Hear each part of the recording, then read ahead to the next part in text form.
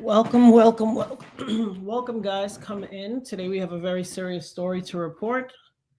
Welcome to the Nerd Herd. You know what to do. Leave your shoes at the door, grab a pair of fuzzy socks from the basket, take a seat on the couch, stay a while. We have some very unfortunate news to report. And as much as I was not a fan of this person, it is the act that draws a lot of ire and disgust for me. Let me put a content warning up here. Shout out to K-Lig, the headmaster. Content warning, will be discussing sensitive topics. Please care for yourself and log off if needed. You are not alone.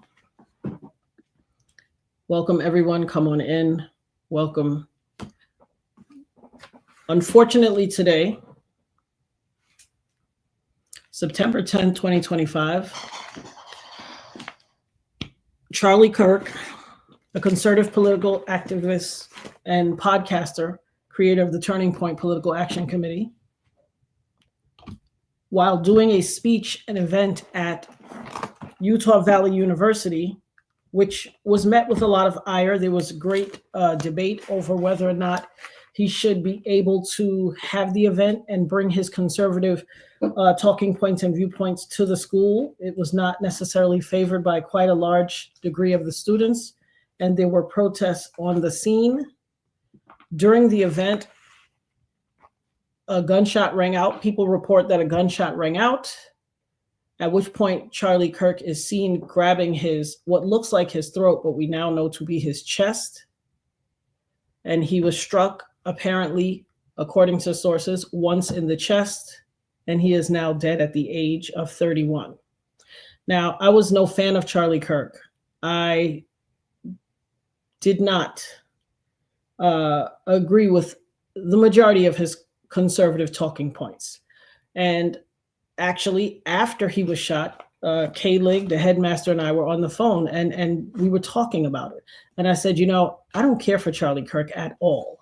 I don't agree with him. I don't like what he says. I don't care for him.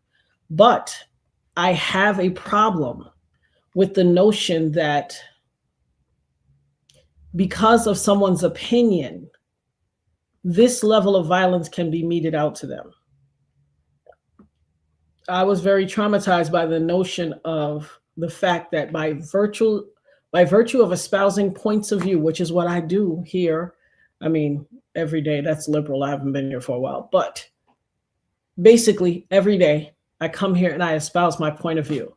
Just because my point of view does not agree with someone else's point of view doesn't mean that that should relegate me to be subject to the violence that he was met with. According to sources, he was married, he had children, and this is a very unfortunate use of something that he was quite in favor of, which is Second Amendment, the right to bear arms. Honestly, I have to bring up, let me send it to the computer. The Dopest show producer sent me an article. I was actually on the phone with K-Lig and the Dopest show producer, aka the People's Princess, Nirvana, sent me an article, and she said, she broke in, and I went over, and she said, "Mommy, Charlie Kirk is dead." But she also said, "I have something I need to show you from the cover of Newsweek. I'm getting ready to send it to the computer right now." And it's a very unfortunate thing, and it ties into what I always talk to us about, the power of the tongue. Life and death is in the power of the tongue. We have to be very mindful of the points of view that we espouse, because, and I just talked to you last night about this being the blood moon time, and I literally just talked about this. We are in a season of the blood moon. There is a lot of energy frequency that is flowing through the earth. The positions that you choose and you stand on will be what direction your life goes in. If you have a choice between an abusive relationship and being single, or one that values you, please choose accordingly.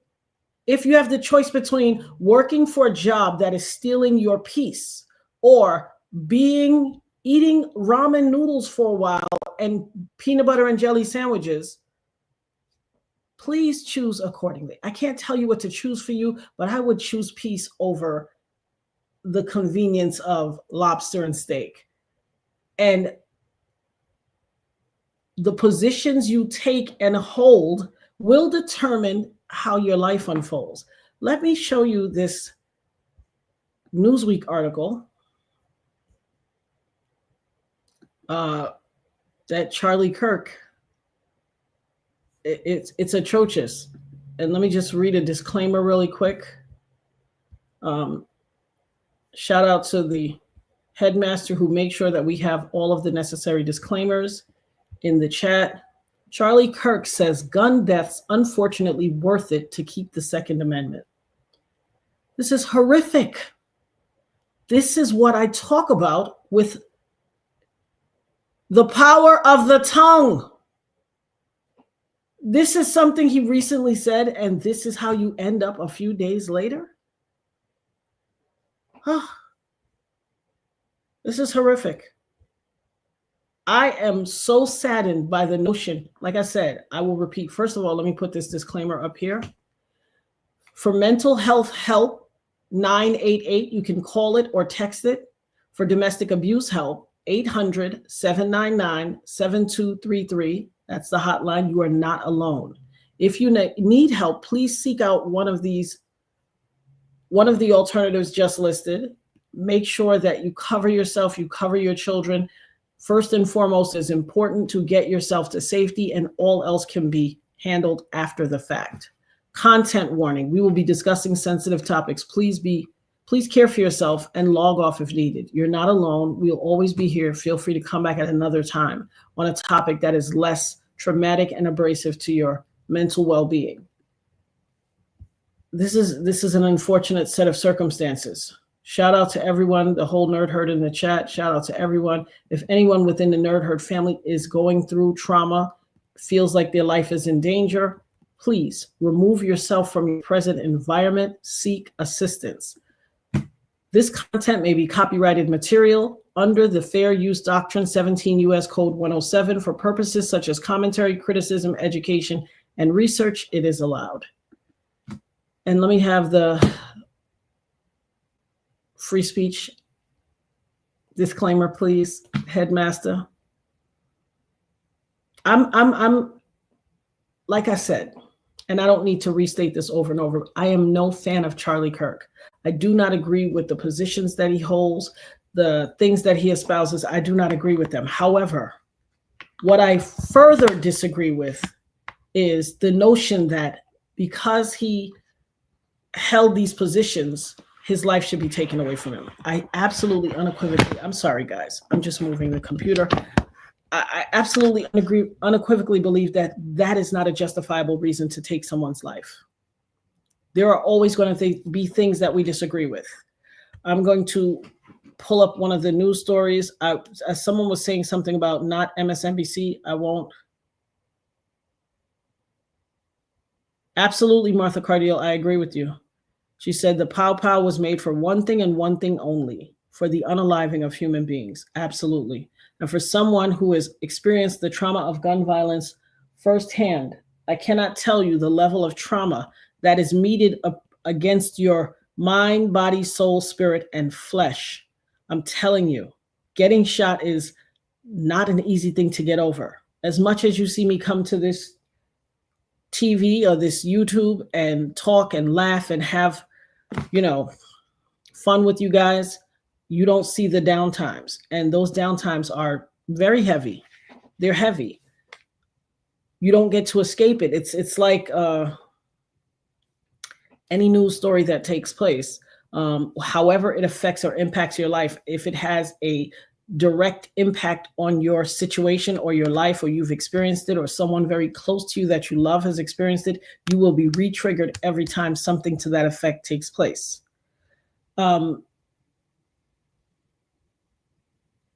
Words should not be met with bullets. And I believe that with my heart and soul.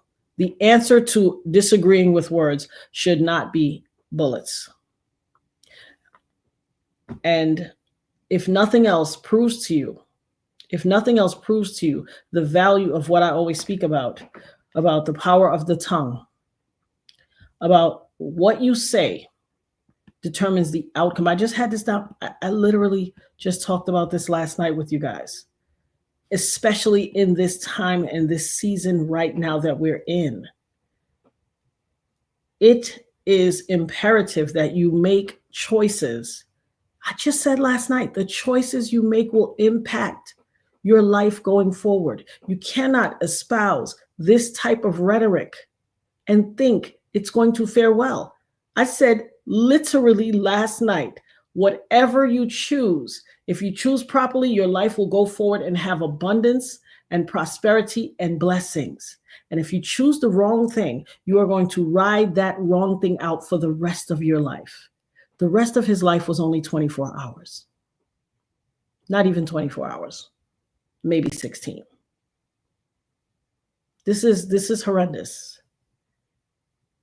I don't agree with this man, but this man had a wife. This man had little children what did they have to do with what he had to say? What did they have to do with what he had to say? Be sure to smash the subscribe button and make sure that your notifications are set to all so you don't miss a live. I'm going to pull up a news story in regard to this to see what they're saying. Someone was advising me not to look at one of the stations. I can't see your comment. What comment was that? Tell me, drop it in the chat fresh. Somebody was saying, don't go on a particular station, and I didn't see what station that was. Please, guys, refresh me. Drop it in the chat. I'm scrolling, trying to look for the comment.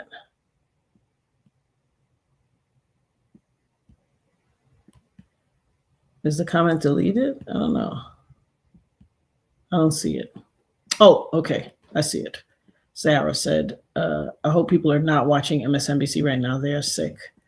Oh my God. That kind of almost makes me want to go watch MSNBC, but I'm not. I'm not going to.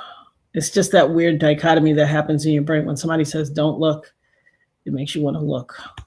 Let me pull up somewhere else though. Hold on a second, guys. Okay.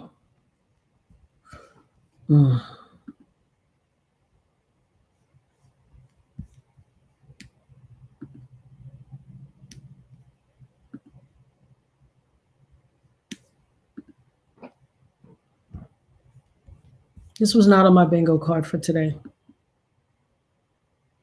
And this impacts, hey, Just Black, how are you?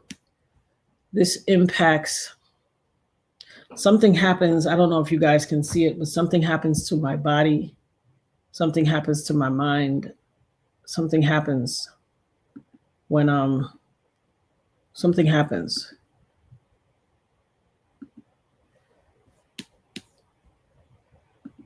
Let me go and pull up a story about this so we can get a little more information.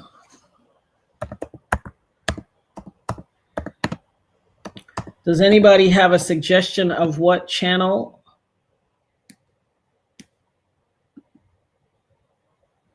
According to reports, the individual is a 71-year-old man.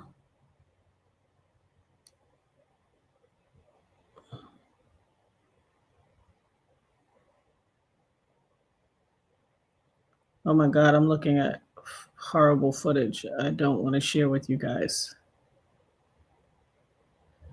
Let me look at this next channel.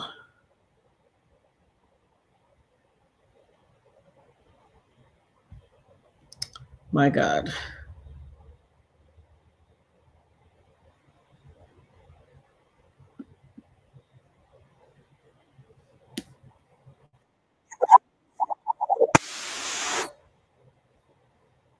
It's unfortunate that how precious life is. You just never understand how from moment to moment your life will change.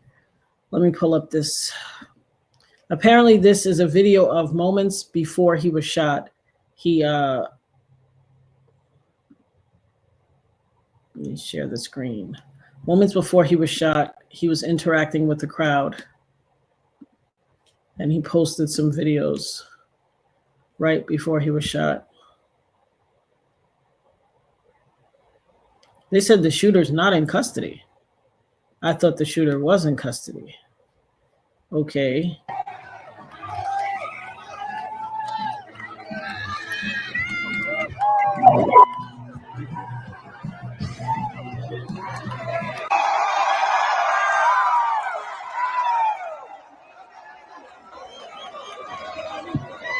That's a lot of people, Utah, I'll tell you what.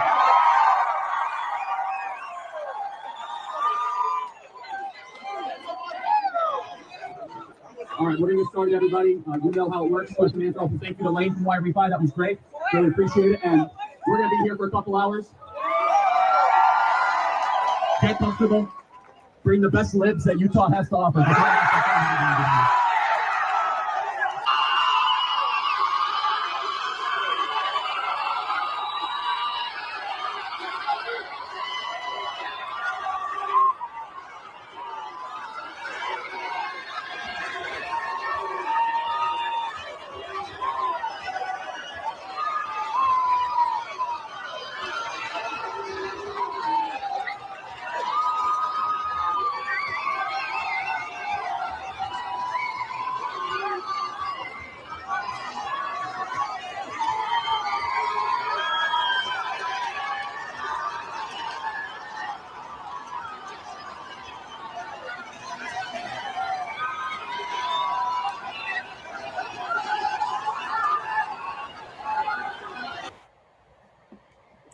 My.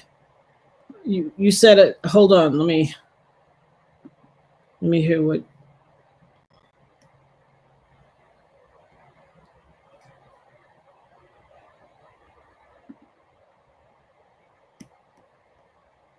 You said there was a question asked prior to. Who said it? Martha Cardiel said, "I do believe the question asked prior to the unfortunate accident was a cue for the pow pow." What was the question that was asked? I don't know. Fill us in. Hey, Keisha, Charlie Kirk, conservative political activist and the creator of the Turning Point Political Action Committee, is dead. He was shot and killed at an event at Utah Valley University today. He died at 31, leaving behind a wife and children.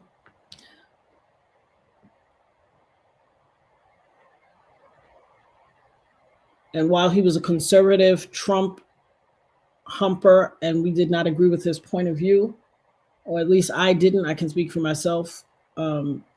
Clearly he had a massive following. Guys, we're in a very dire time. Like, tell your people you love them. Let your family know that you love them. Any petty squabbles and beefs you got, end them. We don't know when tomorrow. Listen, this man was throwing T-shirts to the crowd. You could not have told him. You heard what he said? We're going to be here for a couple of hours. I don't think he was there for another 15 minutes after that. You just never know. Like, I can feel the trauma of all of this in my body. I can feel the trauma of all of this in my body. And it's ironic. It is not someone that I agree with, but that's not of consequence. What's of consequence is, when does people feeling empowered to take your life away because they don't agree with what you have to say? When does that stop? When does that stop? What gives someone the right to disagree with you to such a degree that they decide, you know what? Not only do I not like what you're saying, you got to go. How is that okay? How is this okay? What new low have we arrived at in this world, in this life? It's atrocious. I am so greatly disturbed by this.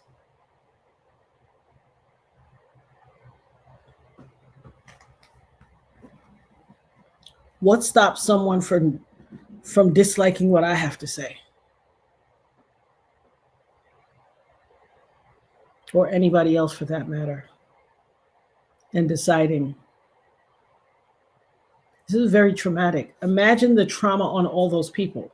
This happened, first of all, at a university. It hits me on a number of levels because my child is at a university.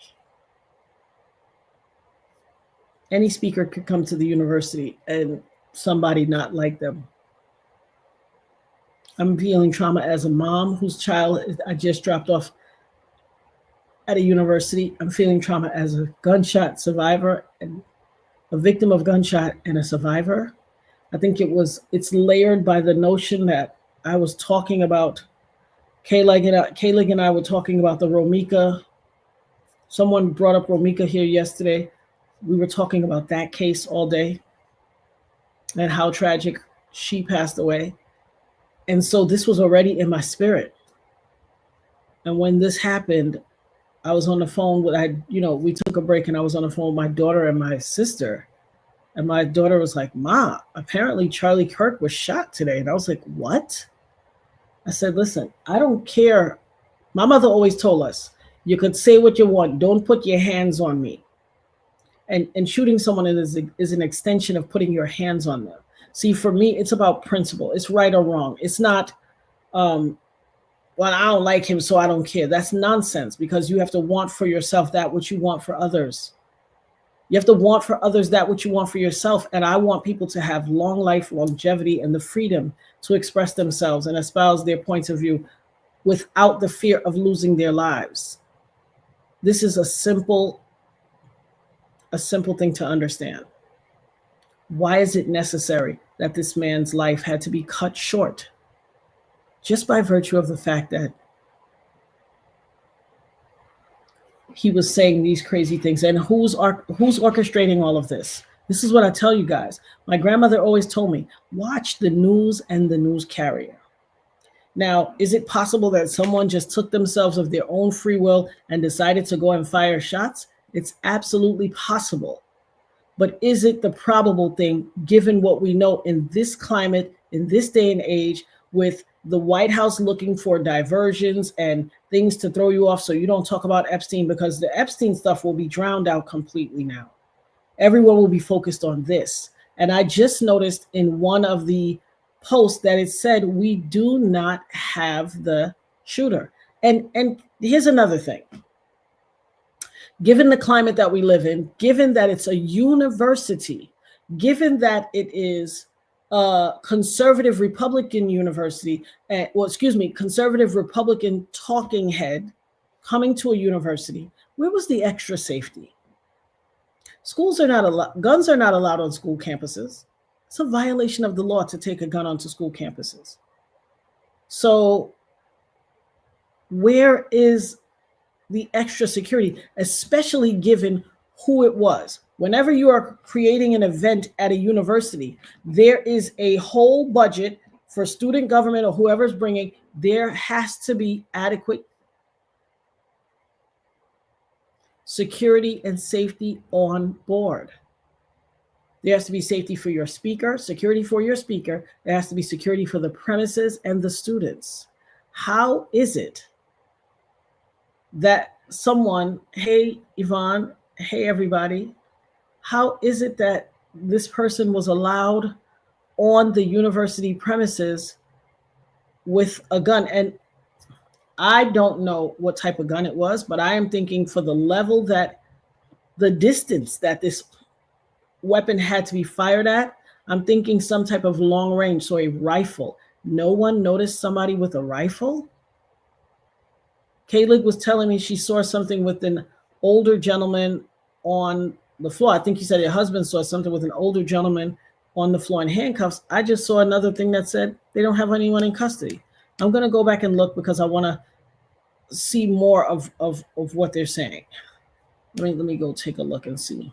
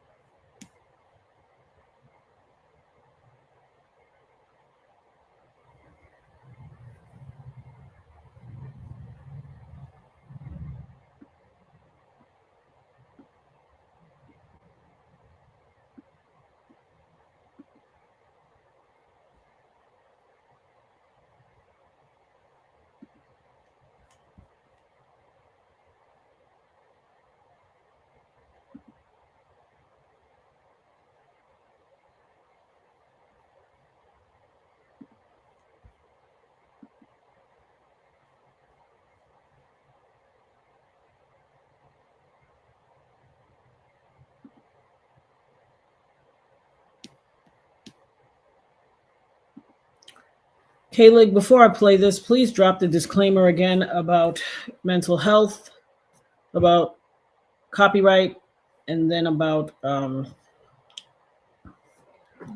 First Amendment.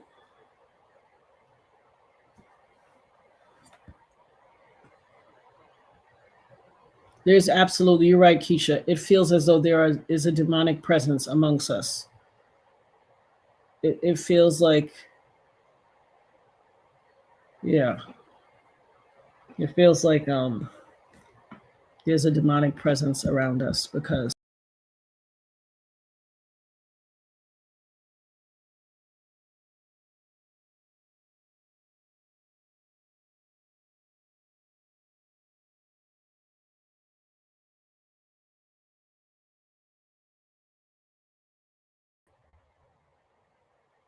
what happened? They don't want me talking about this? Sheesh. It took me out of the studio and wiped my things away? Wow.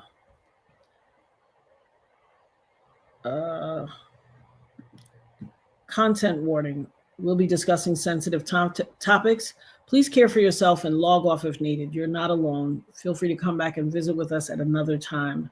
If this is too traumatic for you, by all means, please log off.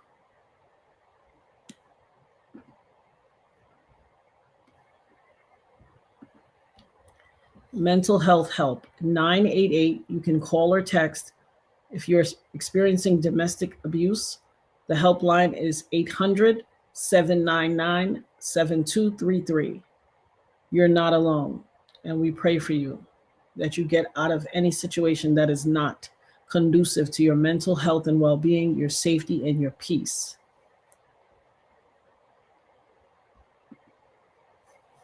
This content may include copyrighted material under the Fair Use Doctrine, 17 U.S. Code 107, for purposes such as commentary, criticism, education, and research.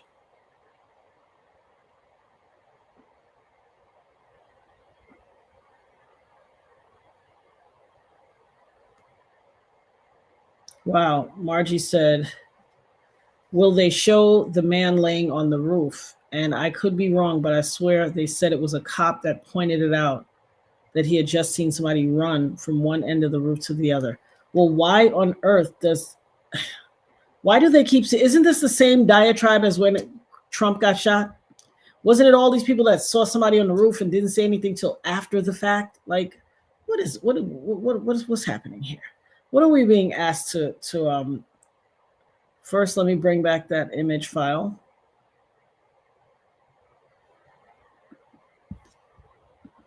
And it's unfortunate that we have to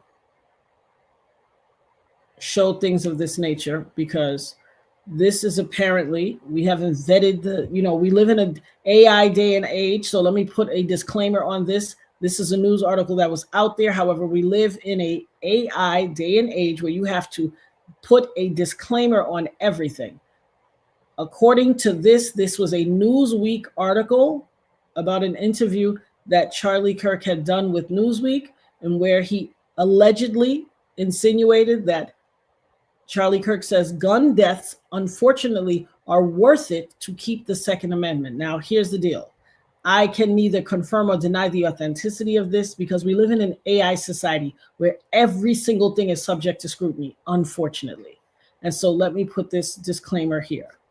The views and opinions expressed by the Dopest Nerd are protected under the First Amendment of the United States Constitution.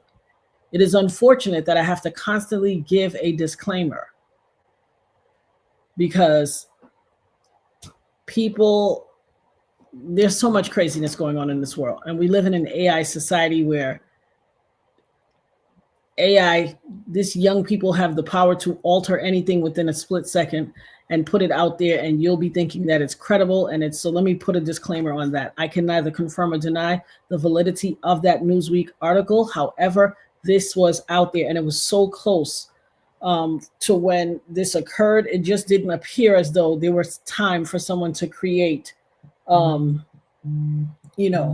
a thing. And it is absolutely unfortunate that We live in a society today where, regardless of how you feel about a subject and how you view a subject, that you still don't have the inalienable right to free speech as protected by our governing doctrine of the United States of America called the United States Constitution. We are watching in real time the unraveling of this democratic republic, formerly known as the yet to be United States of America. It is disheartening for me to say this, but we must keep in mind that this is what is upon us. We have to acknowledge the integrity and the honesty of the situation. You said they showed it on JLR investigations and a video of the person. Okay, let me go pull that up. Let me go take a look at that. You guys talk about, well, I'd pulled something up, but. All right, I'm going to pull this up. I'm going to play this. Let me share my screen because something just knocked me out of the studio and took my screen share out, but I'm going to share my screen again. I'm going to play this first, and then I will pull up the other thing on JLR.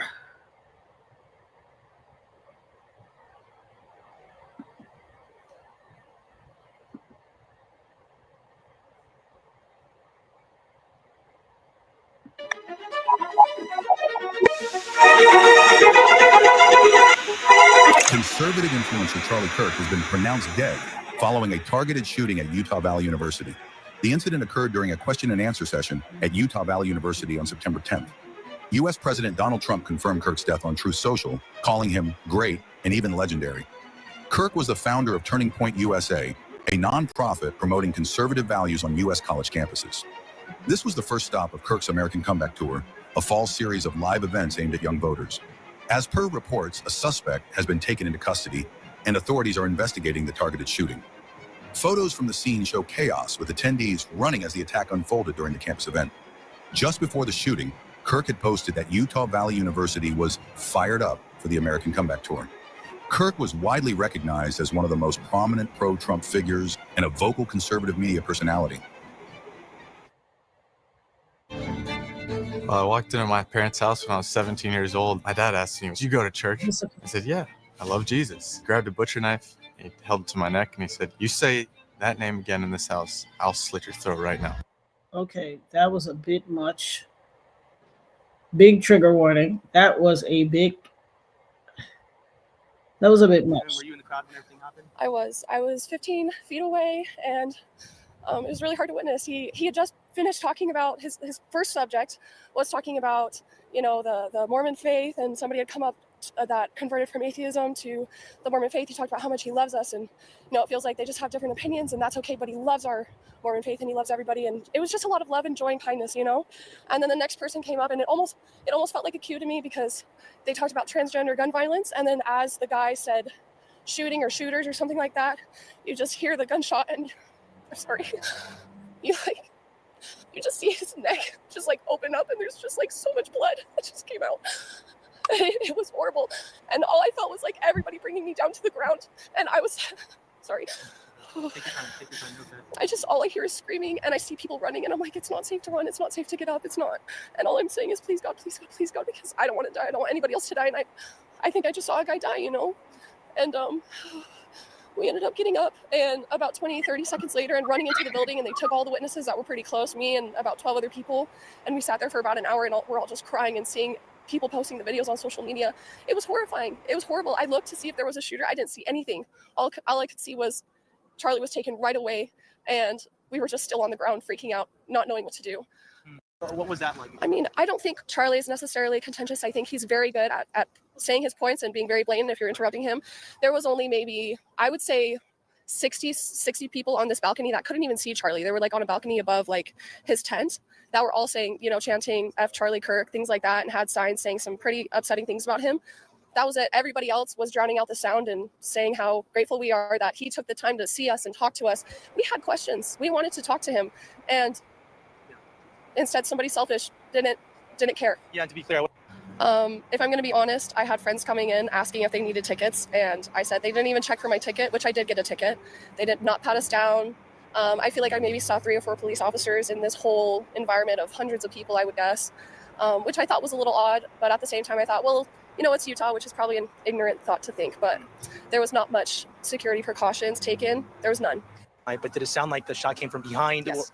It sounded exactly from behind us, and that's why I was so worried, and I looked, but I couldn't find anything. But you could also see, obviously, from the way that the blood just, it definitely was from behind. So, or in front of him, I would say, you know, but.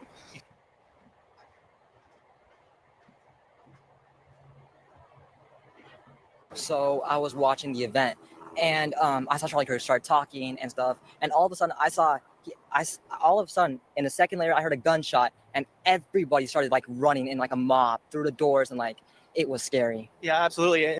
I got trampled in the crowd and like just like pushed through the doors, just like everyone started running. Right. I mean, I just saw everyone sitting there, and then some booing of what he was saying, and then I saw officers up there just watching from above. And like it was just all crazy. Yeah.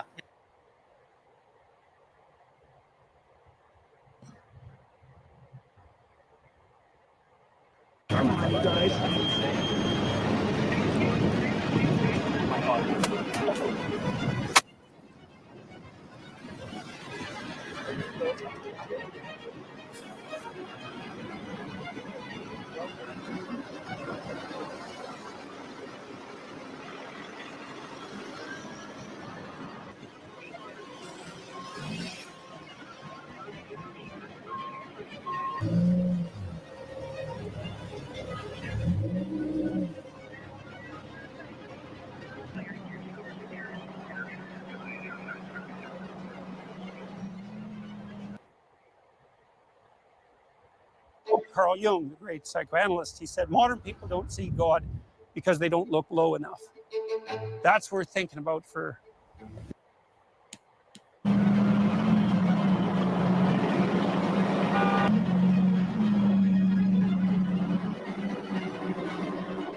Hello.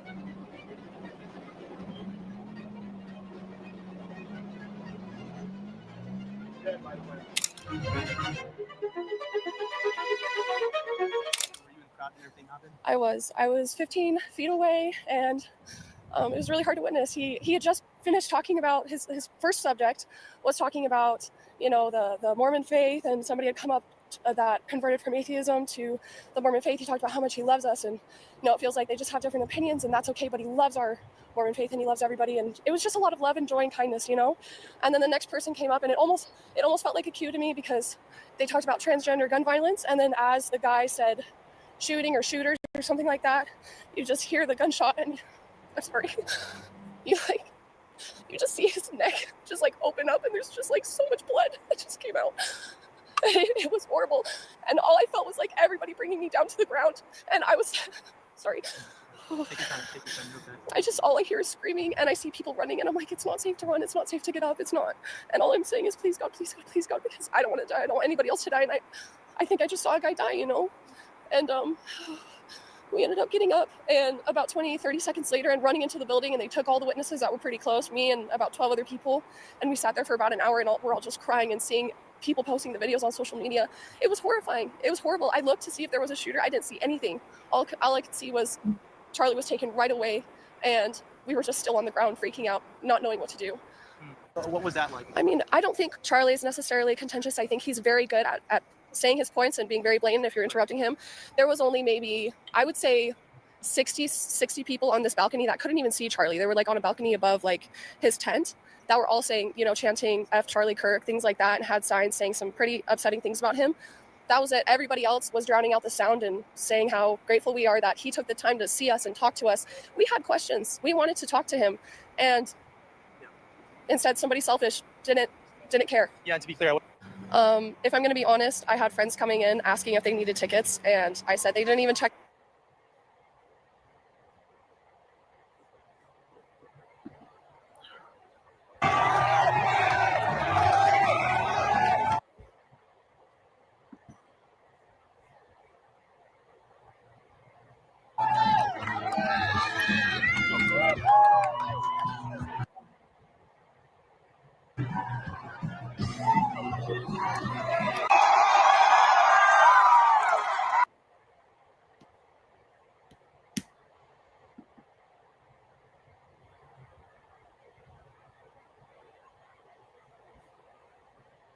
Terry, she was at the event and saw the shooting. Eva, what happened? Hi. So we were about 3 or 4 rows back. I was there with another reporter from the Deseret News on the pits.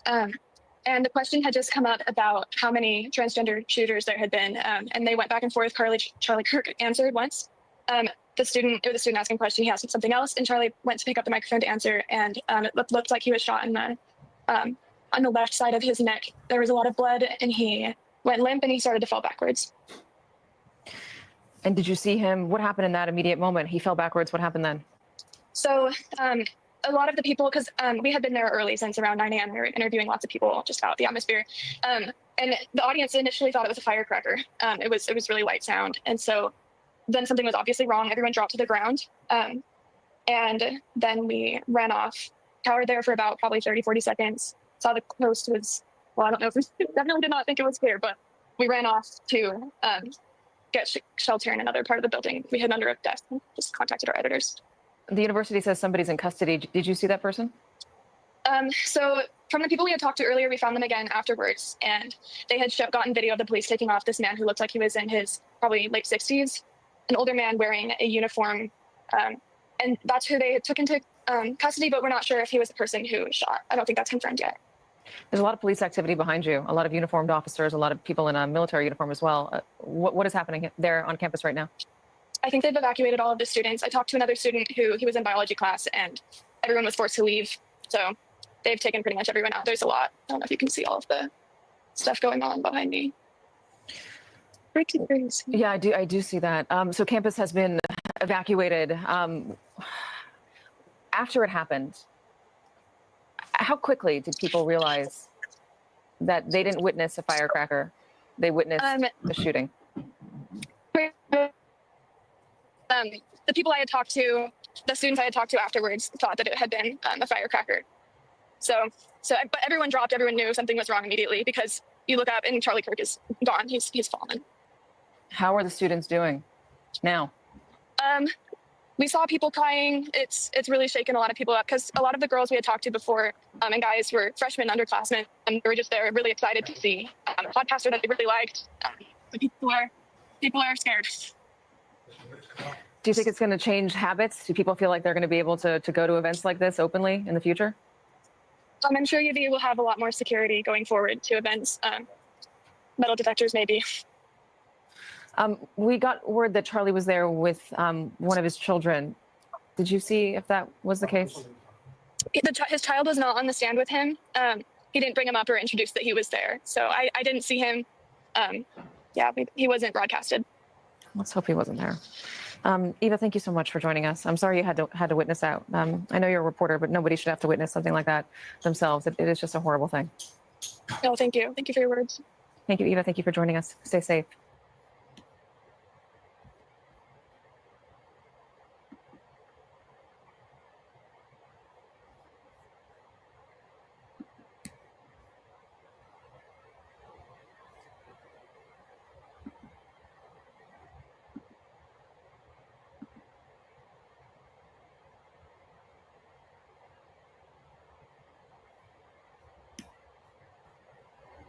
So Bridge is already really good at the wallet and all the everyday carry stuff, but I was surprised with how much they were able to do with their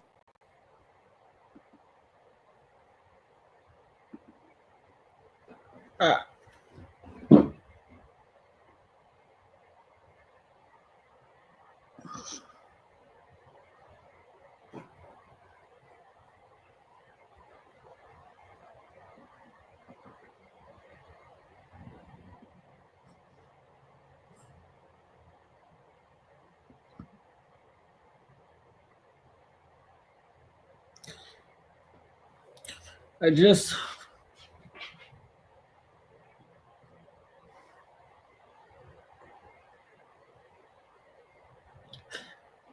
saw a video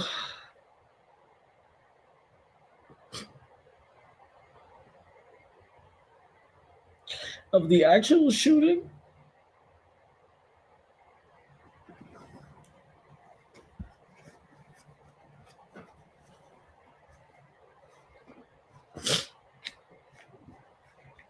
There's no way he could have survived it.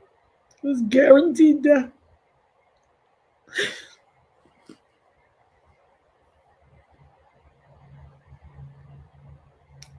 It was. Listen, I've seen a lot in my 55 years.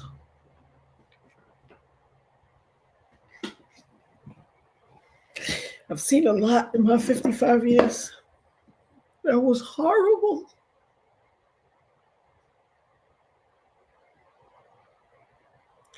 It was probably one of the most.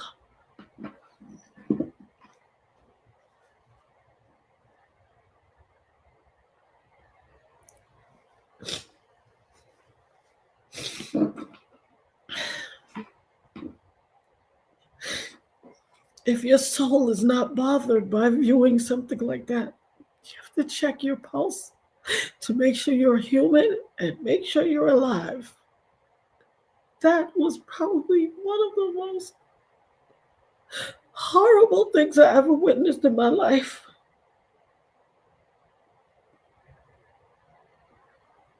It was guaranteed death. Guaranteed. Listen to me. I don't know if somebody else saw it. If you haven't seen it, don't watch it.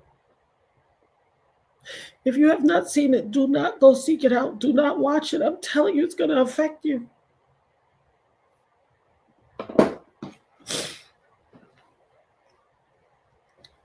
I don't know if I felt extremely. My dog can feel the trauma in my body.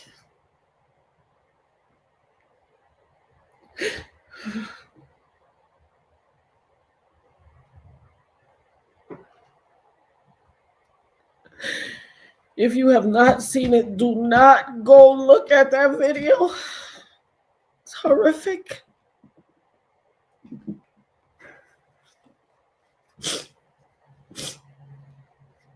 Listen, I think we have enough trauma in our bodies, in our spirits, in our souls.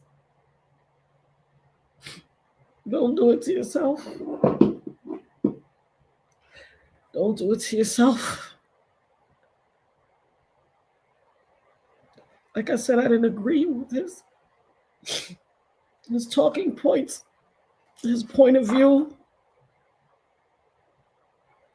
But what I did agree with was his right to say it.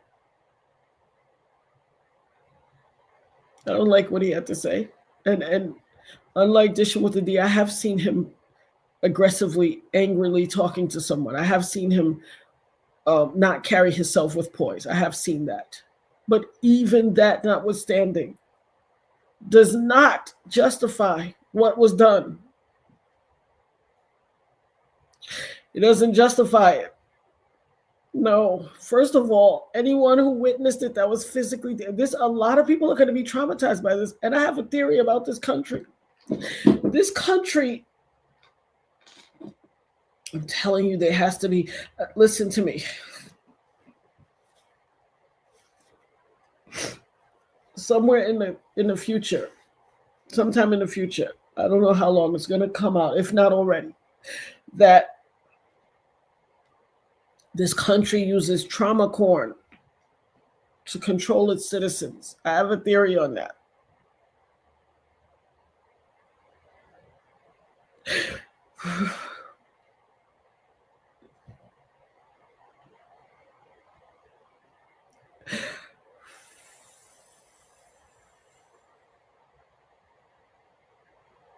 I did see it, Joy to the World, and it was terrible.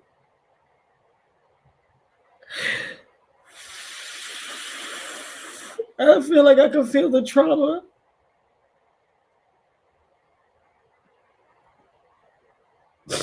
The saddest part of it all is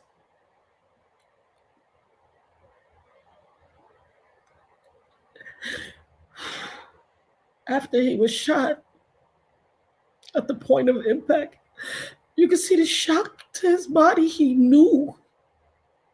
If there's ever a time where you know you're leaving, that was it. He knew.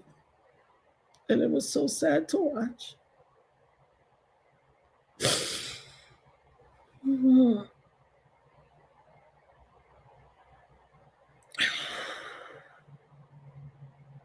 my God, that was horrible. That was horrible.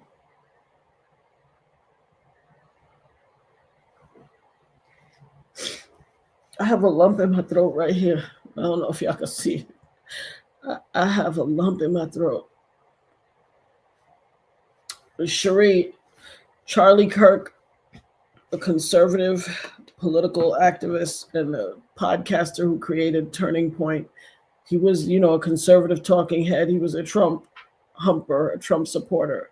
And I did not agree with him at all. But what happened was not okay. It was disgusting.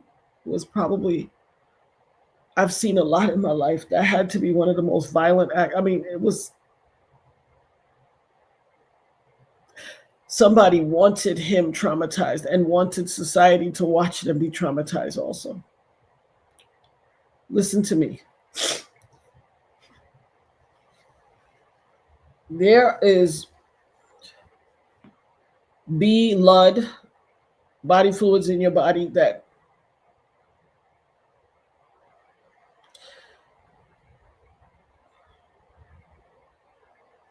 can appear either red or this kind of burgundyish brownish.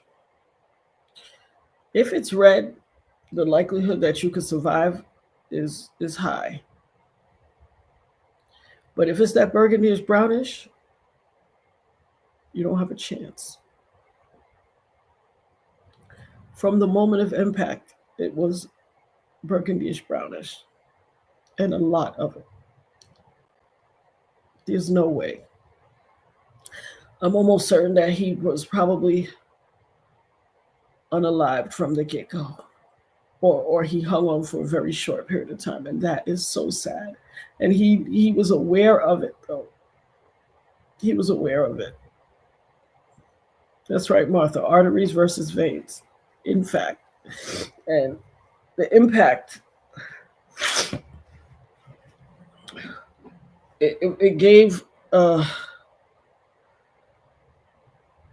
carotid artery or the jugular, it gave that. My God, my God. Heavenly Father, I just feel like I got to say a prayer right now, guys. Like, my spirit is disturbed.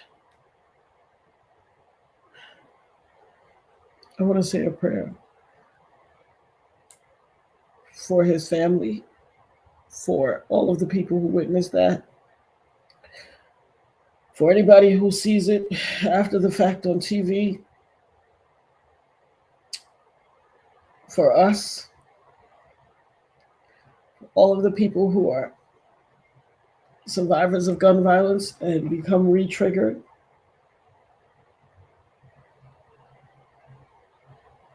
I can feel it all through my body, in my stomach, in my chest, in my throat. I can feel it all over my body. Like,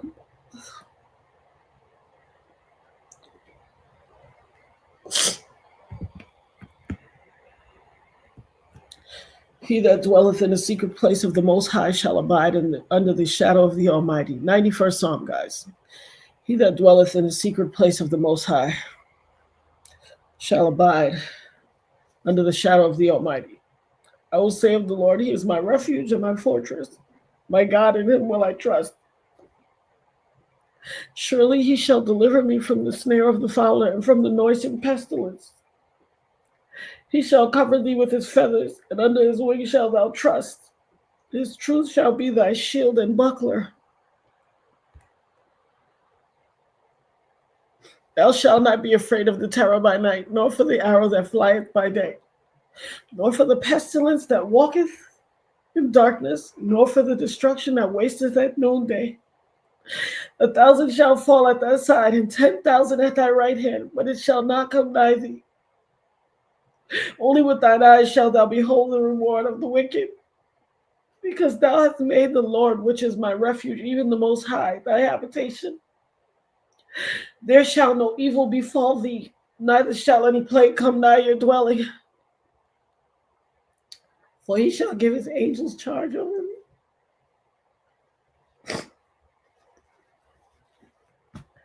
For he shall give his angels charge over thee, and keep thee in all thy ways. They shall bear thee up in their hands, lest thou dash thy foot against a stone.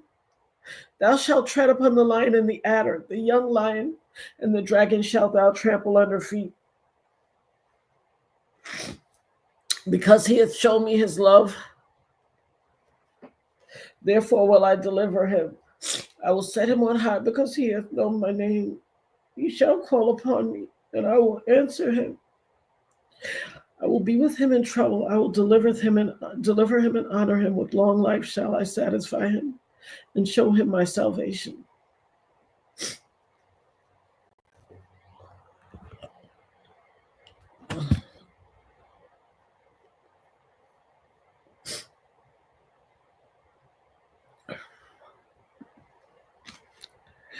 Mental health helpline 988. You can call or text. Domestic abuse help 800-799-7233. The hotline. You're not alone.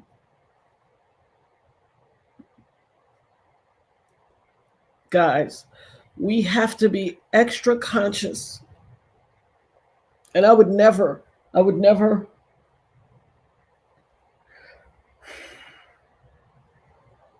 victim shame anybody.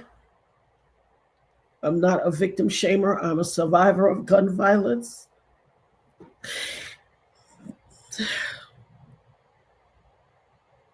I'm a survivor of gun violence. And this is what I try to explain to people, how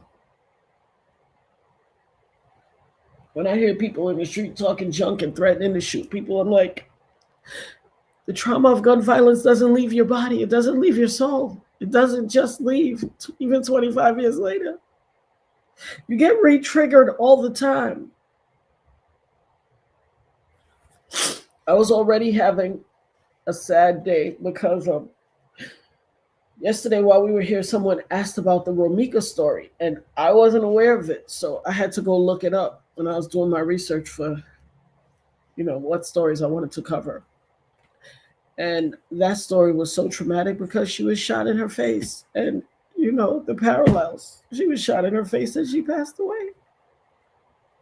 And so I was already dealing with that.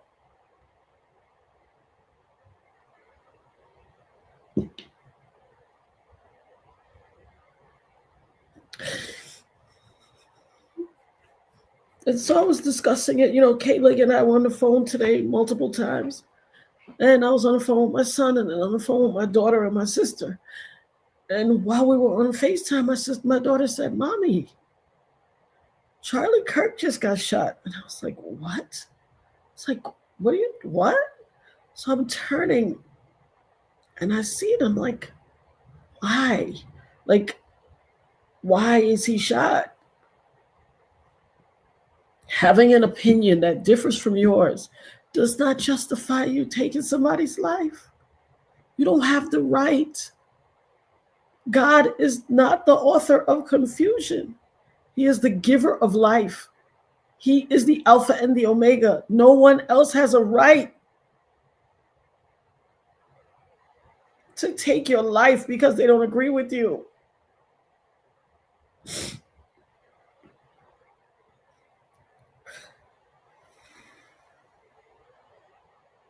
It already hit me hard because, like I said, these things re-trigger me. And in the beginning of the video, I was affected and saddened. But I just watched the video.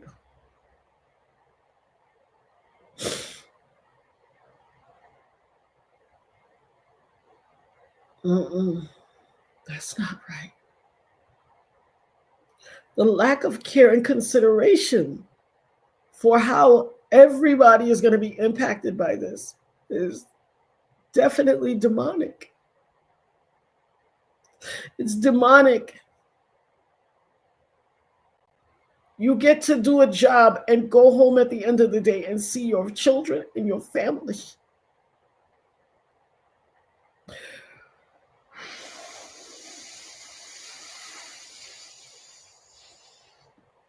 Thank you, Sasha.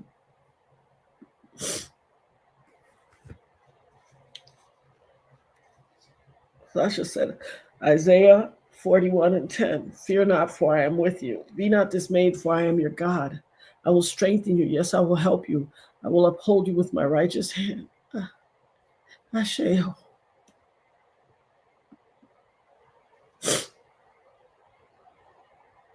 That video has traumatized my soul.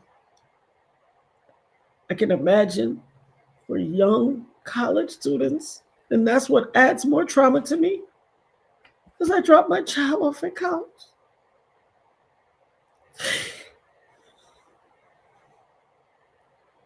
And I just want to thank y'all, because these are not times where people need to be alone, because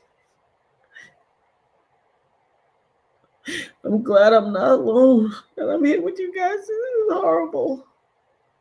It's horrible. It's disturbing. It's disturbing. What gives somebody the right? What gives people the right?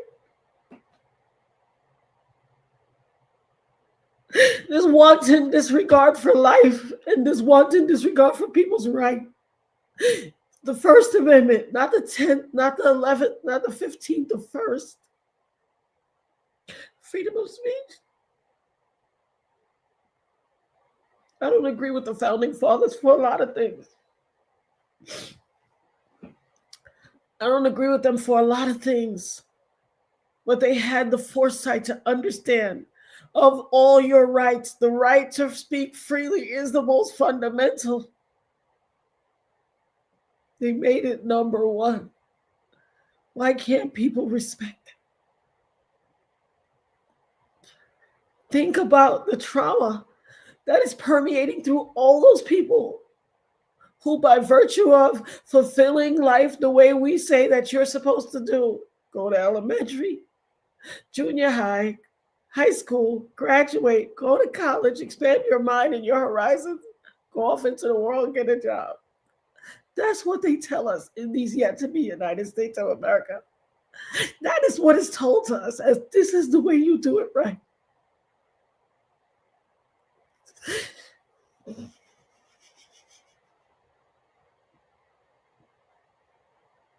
I dropped my child off at a university.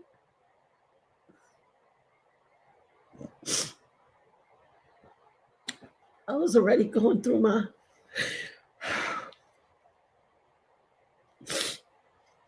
changes about, letting your child, especially a girl child, I mean, not that boys are any left, but this is my baby. And we know when things like this happen, all of a sudden copycat things happen.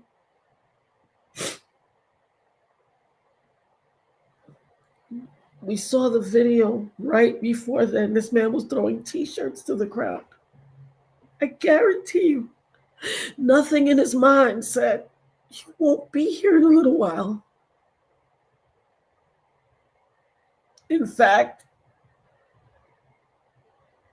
after throwing the T-shirts, he said, we're going to be here for a couple of hours.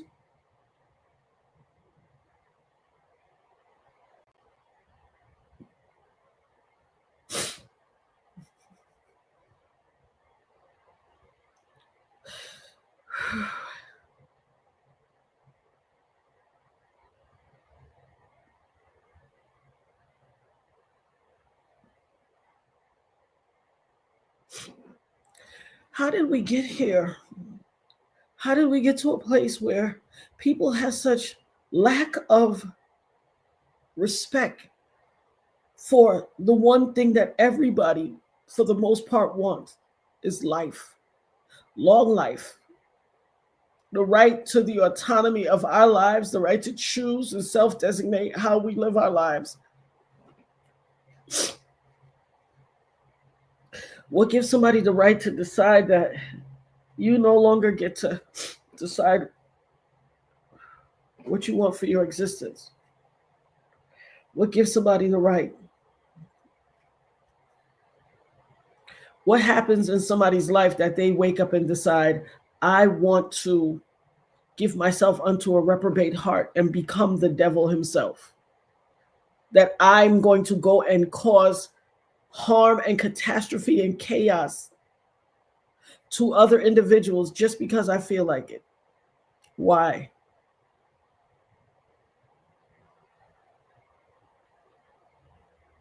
This was a gathering of people, for the most part, who shared a common mentality and outlook on life.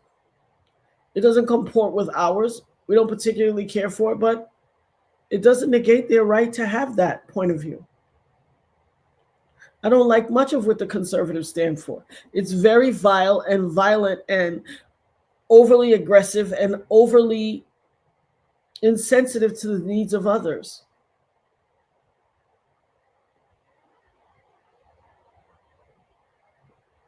This is a senseless act of violence and tragedy against someone. There are people who bear responsibility for it, and it starts at the top. It starts with a president who says things like, knock him in his jaw, knock him out. It starts with a president that says things like, I could stand on Fifth Avenue and pow someone and still get elected. It is this need to feel power over other individuals. And it goes even further back. It's a derivative of the people who thought that they had the right to enslave people, steal them from the shores of their homeland, and bring them across the world to do their bidding, and then violently abuse, violently grape, whip, and eviscerate all humanity out of these people for their own desire. We overcame in spite of everything. And just like we are our ancestors come again, they are their ancestors come again. If they don't stand out publicly and disavow this sort of violence and aggression towards others, they are for it.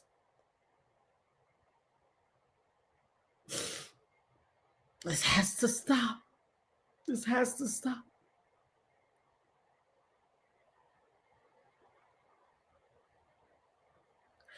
I was talking to my sister today, even before this man got shot. I said, why does it feel like there is a bad spirit of demonic entities running through this earth? My sister said, it feels like we truly at the end of days, like Boobin used to say years ago, which is my grandmother. And I was like, I never hear my sister talk like this. I never hear my sister talk like this. And I said, I was astounded that she said it. And I was like, something, unfortunately, you're right.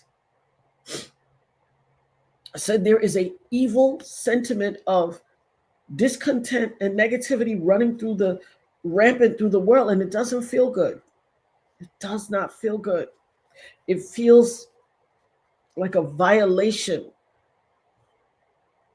Anyone who does not, and listen, I want everybody to take a stand.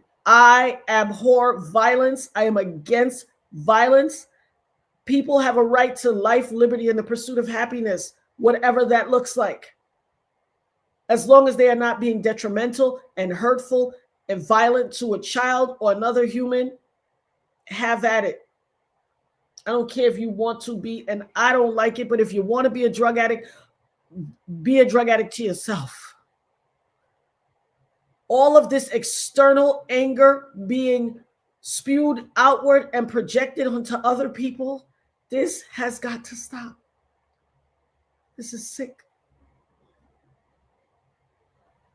This is sick. And at a time, and I don't like to, I'm not about making things about me, but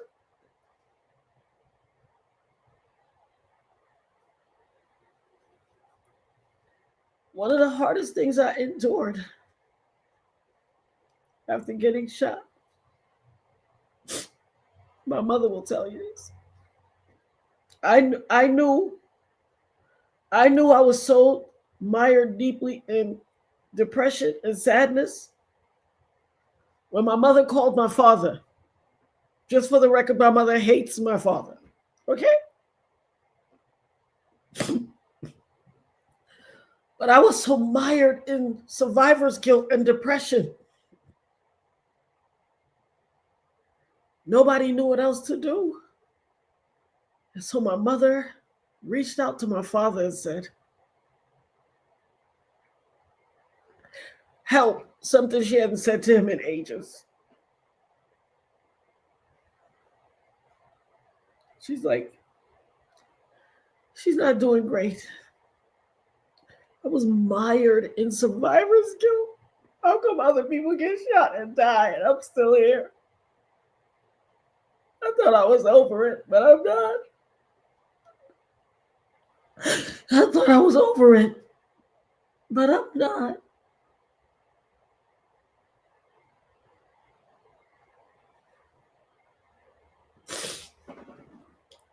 Nobody could get through to me. I was just obsessed with all the people who got shot and didn't make it. I was like, why am I here? For what? It's not that I didn't want to be here. It's not even something I could explain to y'all. You couldn't understand it if you don't. You couldn't understand it if you haven't been through.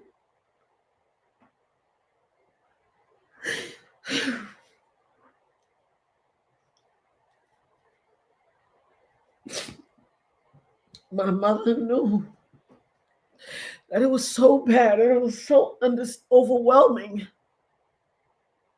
that she had to put aside her lack of care for my father to say, perhaps you can reach her. I can remember this, and I've said it to you guys before. I can remember it like it was yesterday. In fact, I can visualize it. I feel a lot of trauma in my spirit right now and in my soul, guys. I can remember it like it was yesterday, sitting on my porch in Canarsie, Brooklyn. The moon looked like it was massive, and it looked so big I could reach out and touch it.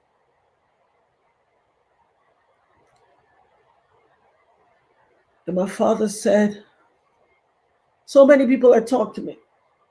My therapist, a couple of therapists, my attorneys, my family, everybody. I could not shake this ominous feeling that kept me morbidly obsessed.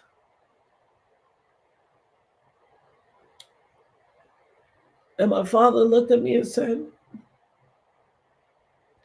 your mother tells me that you've become hyper obsessed with death and other people getting shot and enduring what you endured and not making it. And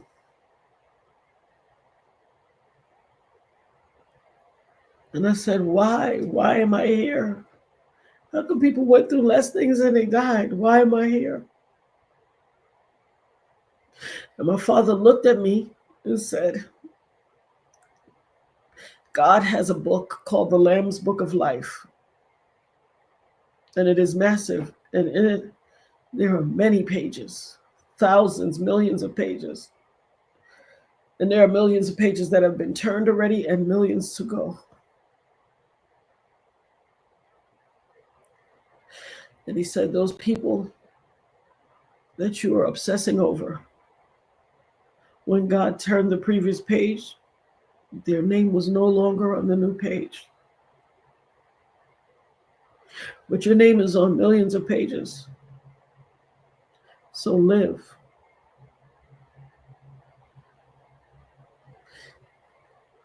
And as simple as that sounded, and all the verbal bloviations from therapists and all these people talking to me, it was the only thing that landed. It made sense.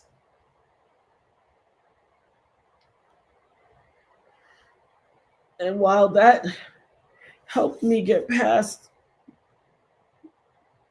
well, not get past, but it started the course of me trying to overcome the survivor's guilt and the depression. It took a while for me to get over it. Well, I'm not over it.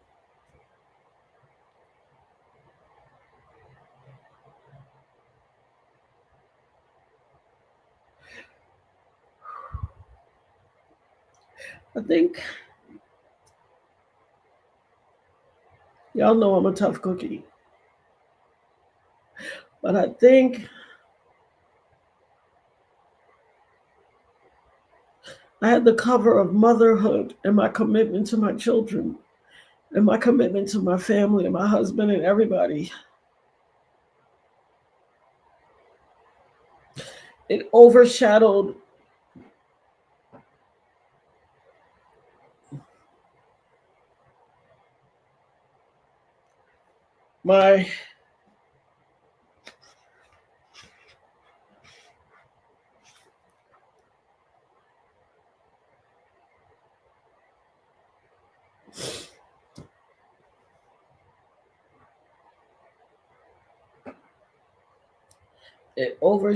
my ability to hyper focus on the survivor's guilt because I knew I had to take care of my kids and I could see the pain and the turmoil and the longing in their eyes.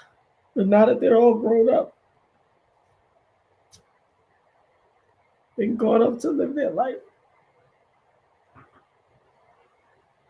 all those feelings are rushing back in, and there's a lot to deal with.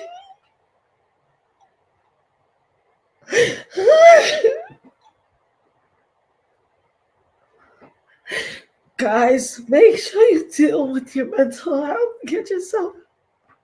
Do not suffer. Do not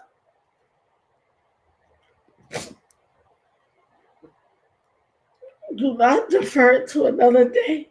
It's going to rush back in and devour you.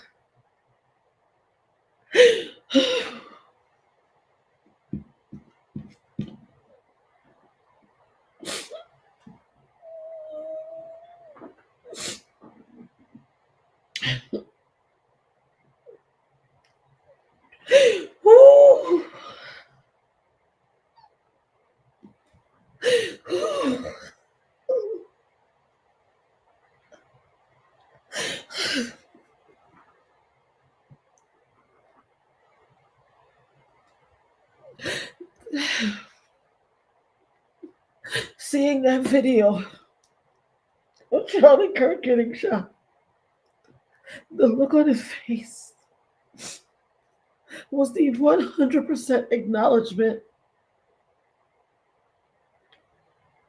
of, oh shit, all that stuff I said, I didn't mean it. I would give anything to me.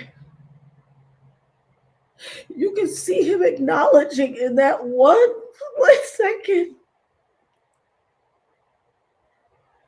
that he would have wanted to be anywhere but there right now. If he had the ability to say,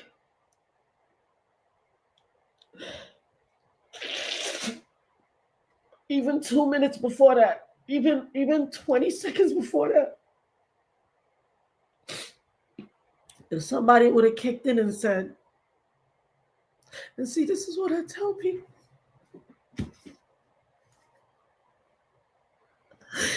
Oh, this is what I tell people.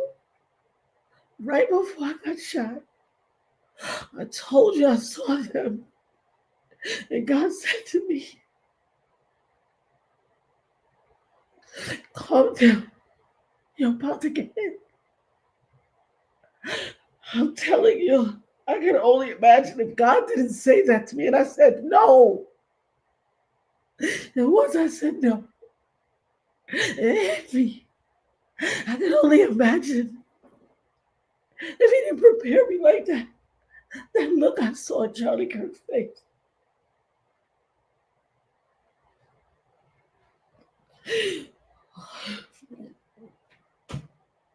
Give me a minute. Give me a minute.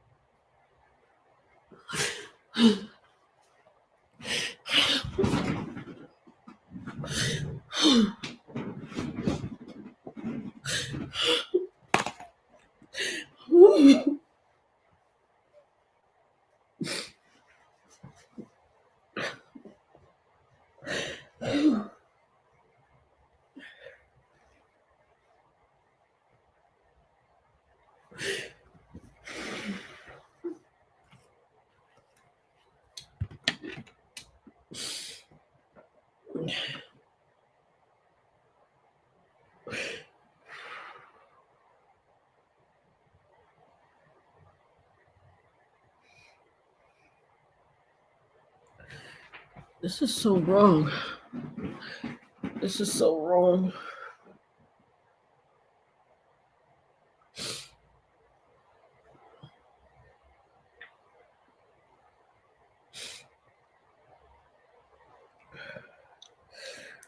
I love y'all too.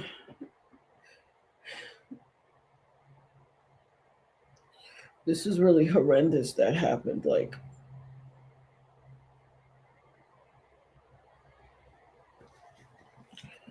and the craziest thing is,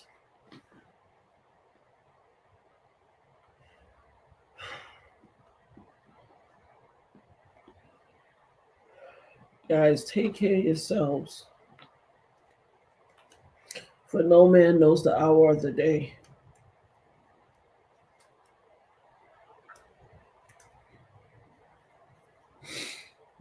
Love on your people.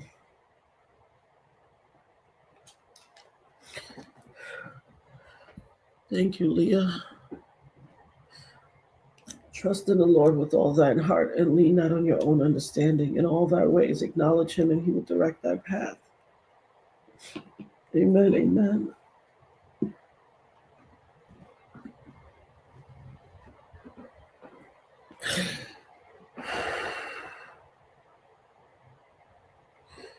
Right, Luna, I think that is absolutely needed right now. For we wrestle not against flesh and blood, but against principalities of darkness, against the rulers of wickedness in this realm, and spiritual wickedness in high places. Yes, Sasha. Yes, Patricia, stay armored up. Cherie said, amen. The other Cherie said, 91st Psalms. Sasha, you are 100% correct. Check on your strong friends.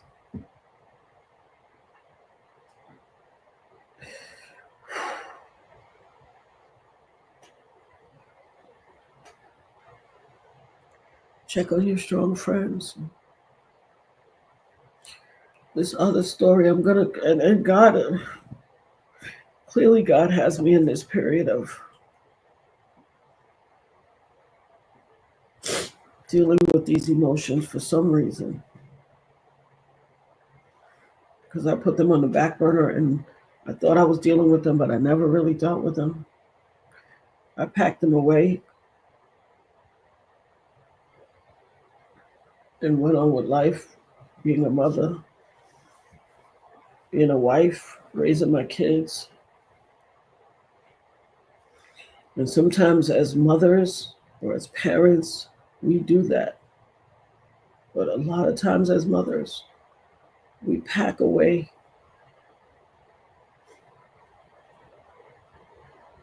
our stuff. Yeah, I see that, Caleb, but honestly, I don't want to be alone right now. I don't think it's good for me to be by myself right now. I said I was only going to stay on an hour, but I don't really feel like being alone. I appreciate y'all for being here with me.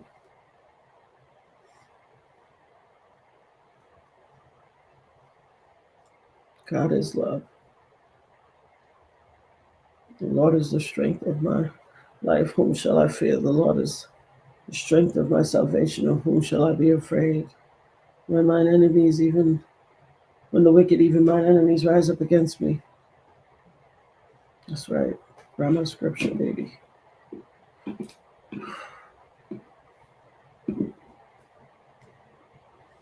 Thank you guys for all the prayers. I appreciate you.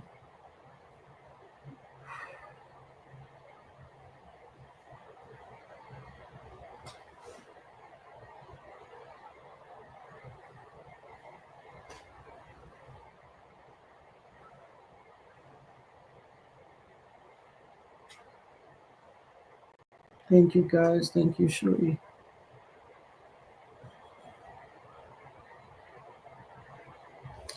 It's unfortunate that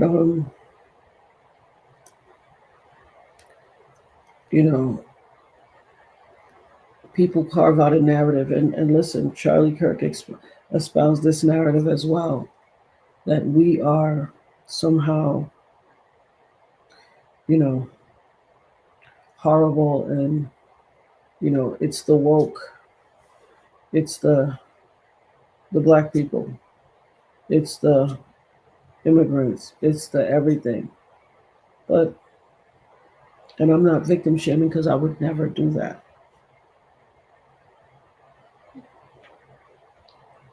But I feel like we're in a season where God is holding us responsible for our rhetoric and our speech. God is holding us responsible for the things that we are saying and the things that we are espousing, the energy we're putting out there. Right after it was announced that Charlie Kirk passed away, my daughter sent, as soon as it was announced, my daughter sent me a copy of Newsweek,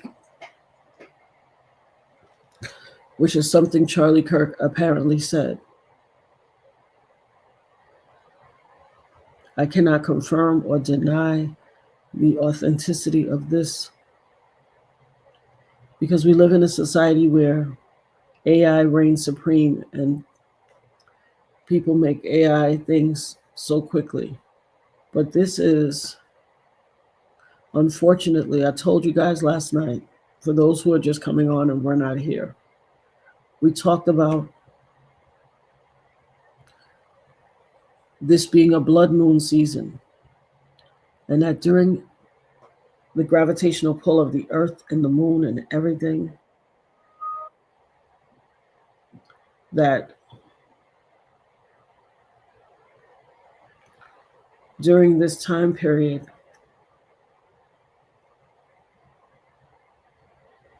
that you gotta be careful of what you're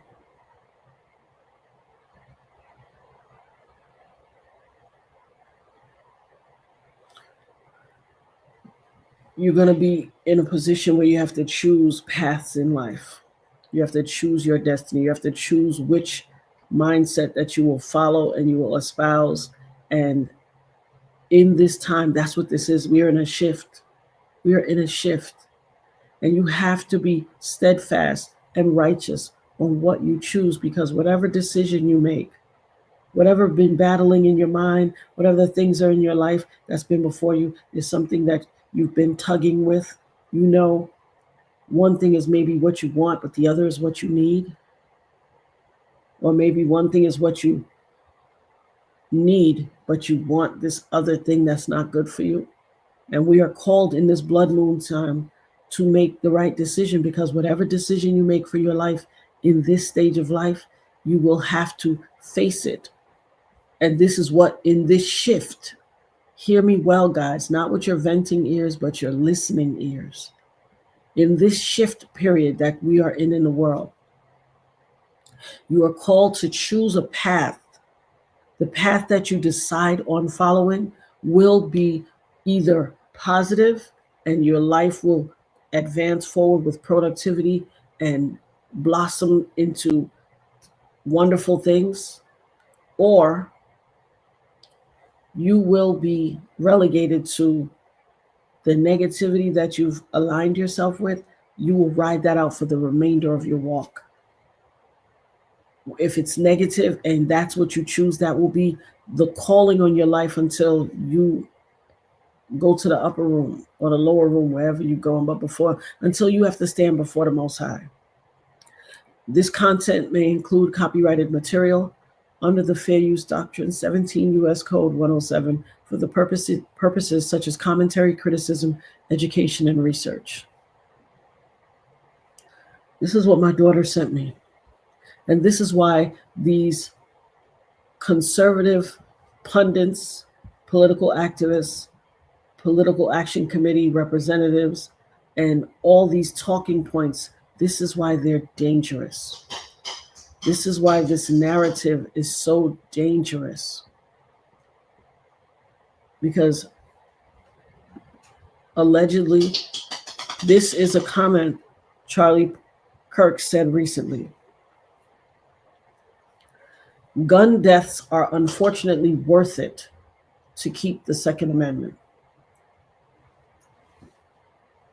Now, this is horrible. And like I said, because we live in an age of AI, I can neither confirm or deny the authenticity, but it is alleged that Charlie Kirk took the position that gun deaths were unfortunately worth it to keep the Second Amendment. Now, I guarantee you, with every fiber of his being, that he would give anything to take this back and to be here. And it's unfortunate that this is what has become of his life in this season of the blood moon. Guys, whatever you are battling in your life, whatever is tugging at you in your life, please choose wisely. And the headmaster has put the disclaimer up. Tonight's discussion includes sensitive topics. If these topics are triggering to you, please log off. We prioritize your mental health. We'll catch you on the next one. And it's ironic. I say that all the time, but here's the sad irony. And I have to take this into account when I make that statement and I put that disclaimer up for other people. I don't even know if logging off is the safest for people, because I certainly don't feel very good right now. I don't want to sit here and be alone. I mean, my dog is here, but he can't talk to me.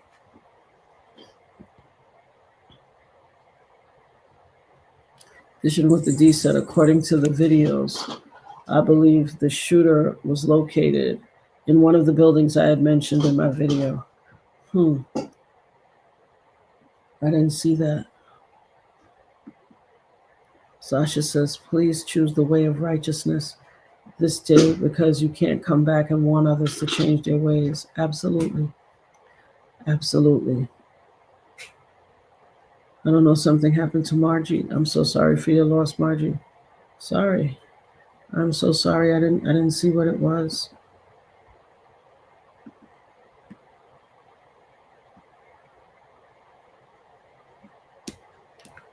Kicking it with Auntie Leah said, please share this live. This needs to be seen.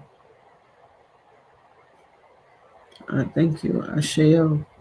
And Keisha said, what we put out is what we get back. No pun intended, but to any specific person, you're 100% right. We have to be mindful of the energy we put into the world. Everything in the world is energy. And what you put out, you will intrinsically draw it back to yourself. You can't speak a negative word over somebody. You're drawing that back to yourself.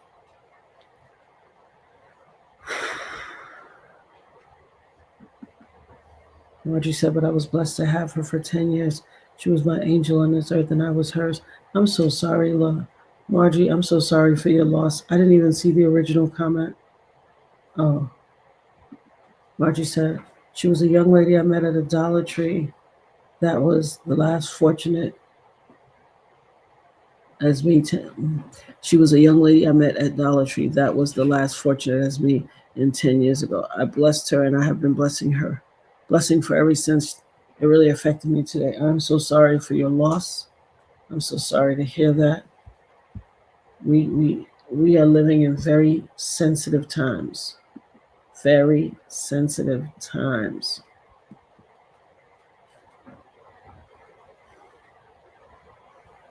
K-Leg said, hey Kobe, the dopest dog.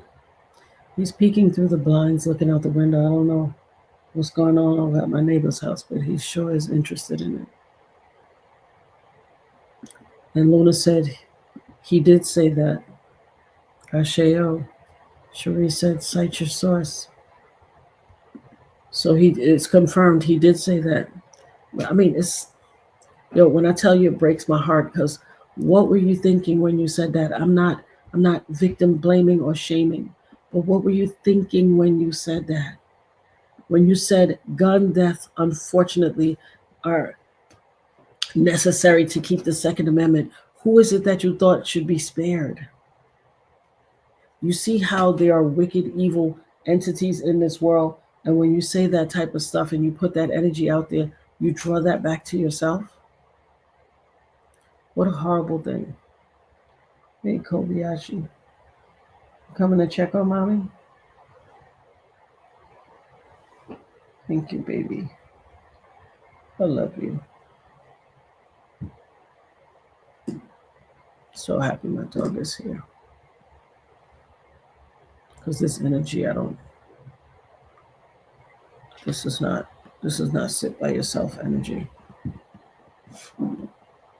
Addition what the D said, another statement. The subject is now in custody. FBI Director Kash Patel says Utah Governor Spencer Cox later confirms a person of interest has been detained. Unfortunately, this is America. I said it last night. Kat said, Natanya, I'm so grateful you are alive. The news broke out while I was at work. The second I got in my car, clicked on your live and broke down in tears and prayer. What did my daughter say? Thank you so much, my love.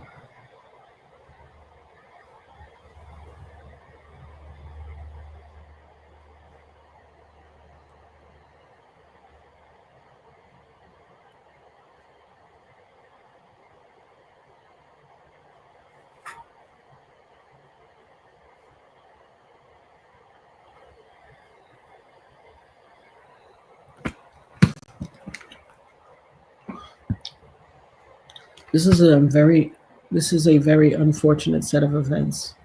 And I saw a couple of people post that something in the milk ain't clean. And Kat, I'm so happy that you're able to be here with us as well. I feel like something in the milk, so it's just coming over me now that my tears are subsiding.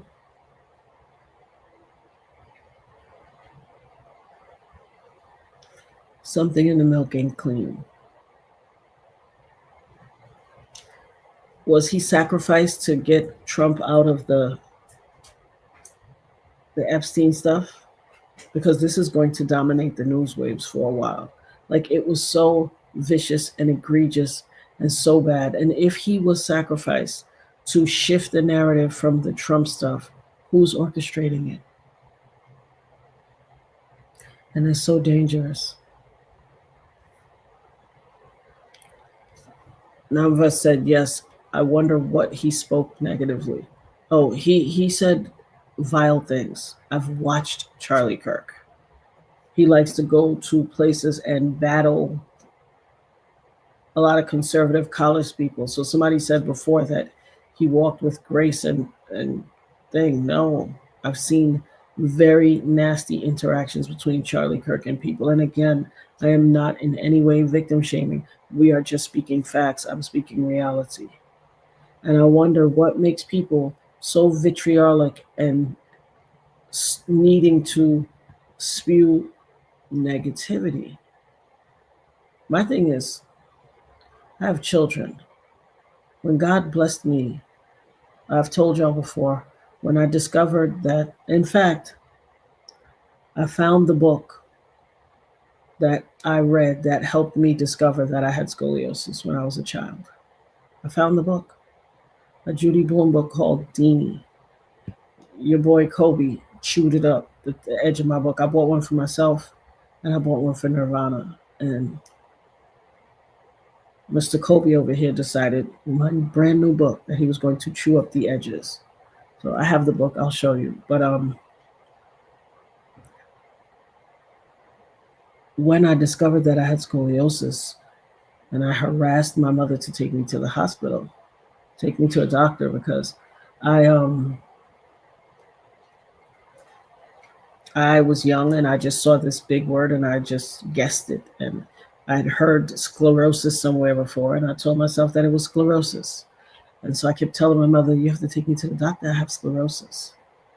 And she was like, you ain't got no sclerosis. Get out my face. And I insisted. And eventually my grandmother was like, oh God, Glory, we'll take the child to the doctor now and see if she has sclerosis. And so in an attempt to hush me up and prove me wrong, she took me to the doctor. And he said, I have good news and I have bad news.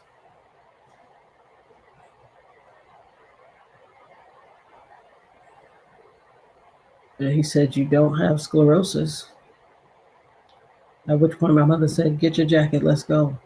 And he said, but wait, you have scoliosis. And I'd like to know how you figured that out, young lady.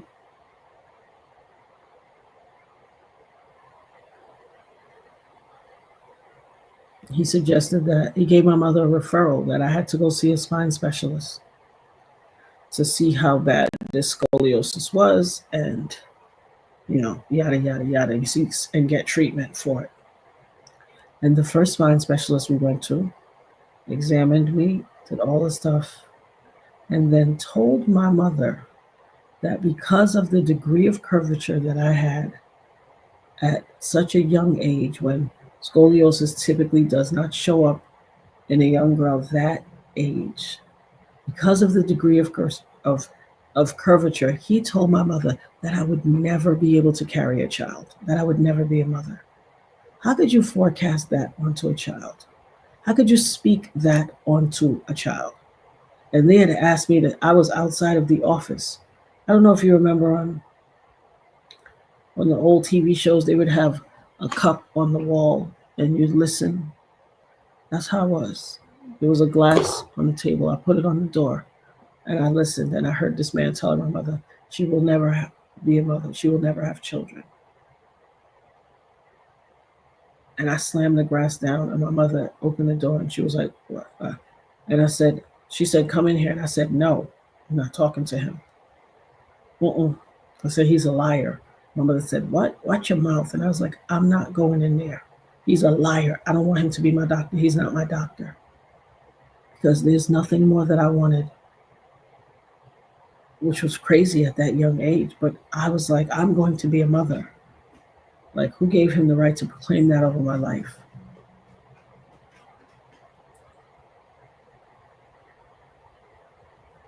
You have to speak that what you want as though it is already.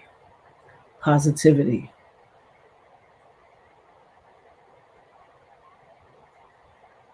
When you proclaim and espouse negative things, there's a butterfly outside of my window.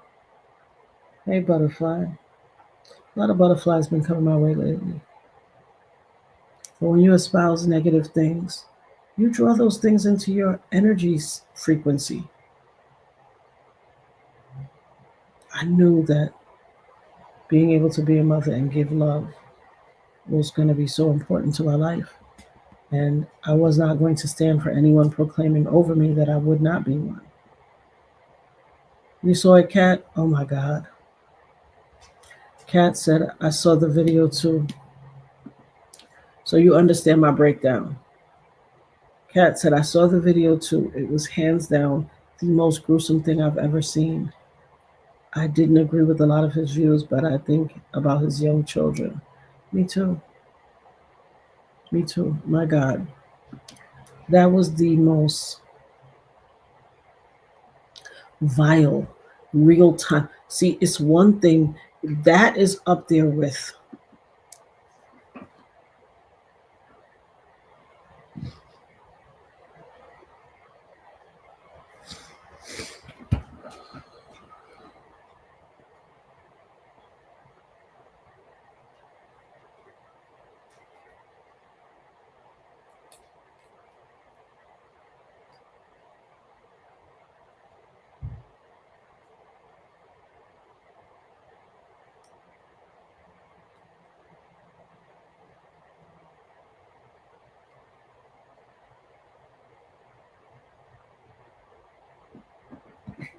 What was my dog looking at that my neighbors are moving about with? That video was so traumatizing.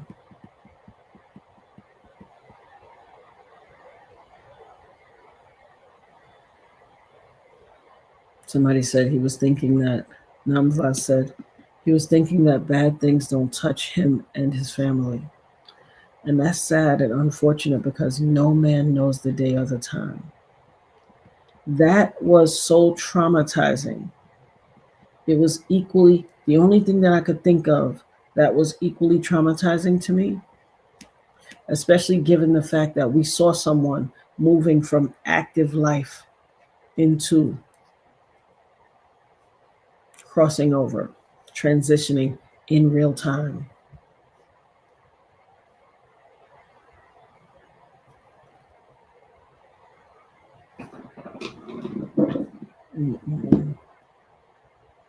What are you looking at, Kobe? It was I was so traumatized by George Floyd because we watched him struggling for his life, even to a point where he started saying, "Mama," like he could see his mama. Like he knew at that moment he was crossing over, and for it to be like trauma corn, for it to have been replayed over and over and over again, for us to actualize someone standing in the crossroads in between two worlds. At that point, when he was saying, "Mama, Mama," it was almost like in Sinners when, I forget which one it was, Smoke, I think, was lighting that cigarette and he was shot and he saw his wife holding the baby and they were in heaven and he was between both worlds. That was illustrated in a meticulous and very positive and therapeutic way. But George Floyd screaming out to his mother, calling out to his mother because he could see her on the other side, watching him straddle between two worlds, knowing that he was leaving, that people were standing on the sidewalk watching, that this man was so egregiously taking his life away, and he was standing at the crossroads between two worlds. That was traumatizing. That was traumatizing.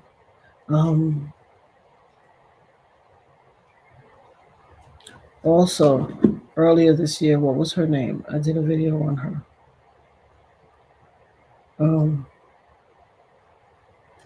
Sandra, what was her name?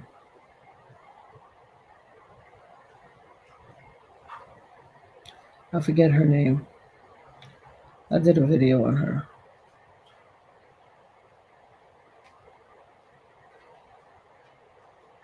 Let me see if I can find it.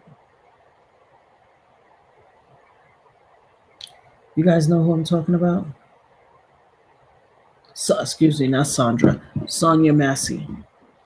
When she knew, and this is before they even took her, when they were pointing at her, telling her, put down the water, even though she wasn't holding water. And she said, "I rebuke you. I rebuke you, Satan. I rebuke you." And he said, "You better not. You better take it back." Like, she has to verbally take back a rebuke. What is that going to do for you? But it was Satan she was facing, and she knew. She was so sold out for God that she knew in that moment, even though no bullet had struck her yet, she too was between two worlds. She knew it. She knew. And she called on God. She said, "I rebuke you in the name of Jesus." She was between two worlds and she hadn't even been struck yet. I'm telling you, the trauma that did to me, and she too was shot in the face. The trauma that George Floyd did to me when he was calling out for his mother because he could see the heavenly realm. You could watch this man looking and seeing his ancestors in heaven and knowing that he was departing one life for the next. That's what this Charlie Kirk video did to me. The level of awareness and the fact that he didn't go instantly, but the awareness when it was happening, he knew there was a point of no return. I'm sure. While he didn't articulate it, the look on his face and his body showed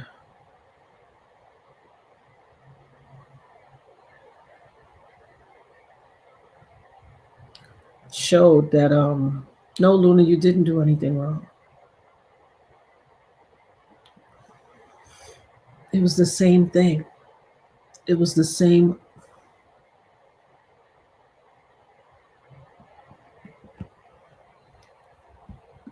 The views and opinions expressed by the Dopest Nerd are protected under the First Amendment of the United States Constitution. Yes, Sasha, thank God for our pet babies. Absolutely. The Dopest dog is here. He feels my energy, and so he definitely does. He's literally laying on the floor right beside my feet. But that's what I can liken it to. You're right, Caleb. Detained after murder. How? Why is it called detained? It's called more than that when they stop us for, having an iced tea and a Snicker bar.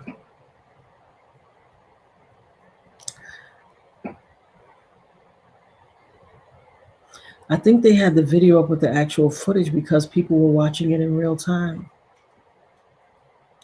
And so those who are watching it in real time, most time people are screen recording. I love you guys too, baby. I love you guys so much. It doesn't feel right. It feels like, and this is what's so dastardly. If it is some type of bait and switch, diversion, cover up, trauma corn situation, that means they sacrificed one of their own. They loved him. There's countless pictures of him and Trump. If they were willing to do this, to sacrifice one of their own to get the heat off of them, it makes them even more vile. It makes them even more sick and dastardly. Oh, absolutely. The Trump shooting is more fake than anything. It's just more fake than anything. That kind of bullet doesn't graze your ear, baby. That thing takes off the whole side of your face. So that it is corrupt. And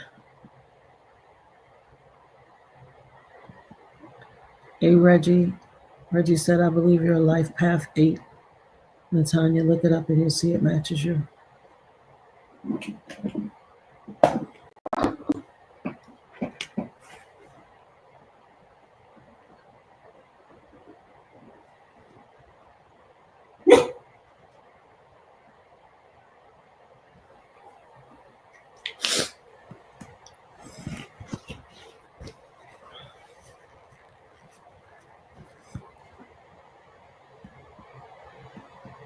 Thank you.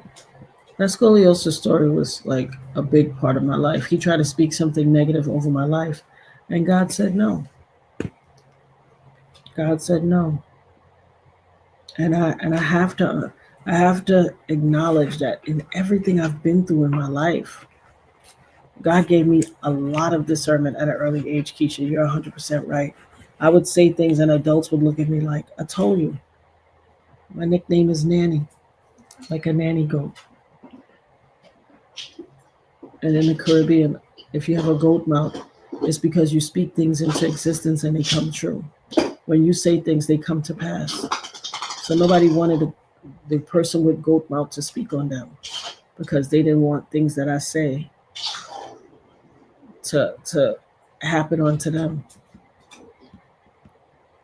And here's the thing. I'm very careful of what I say to and about people. I'm very careful. And that's why I always tell people, don't, and not to make this about me, don't bother me, don't mess with me needlessly, because I'm not here to bring harm or cause any negativity to anybody. And I don't want people to surreptitiously take it upon themselves to try to do negativity to me, because it's like I'm saying, why am I here? Like, if God chooses somebody, you're not messing with the person, you're messing with God, and you're going to bring unnecessary wrath onto yourself. So don't waste your time.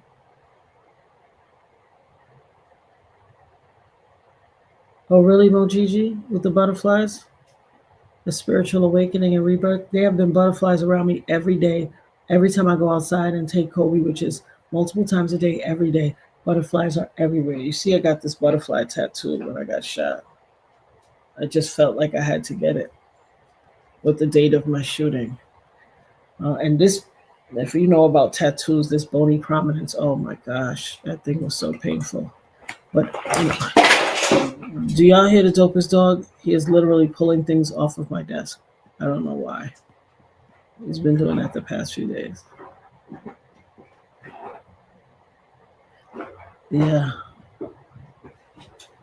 That video was crazy. It is, guys. It's a heinous video. Oh my, what, sir, what are you doing?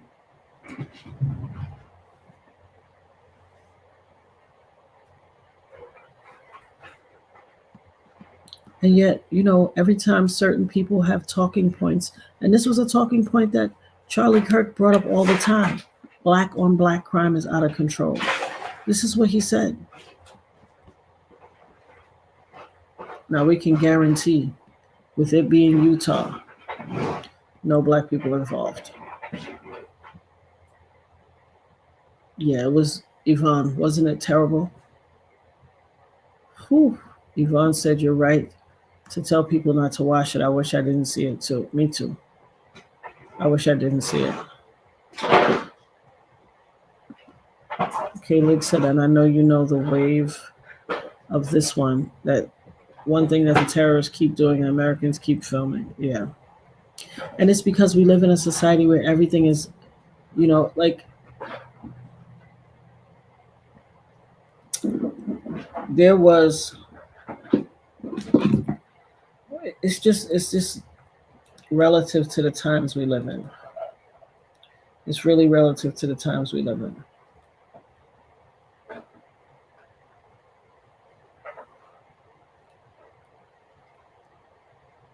What is my dog doing? My dog is really on one right now.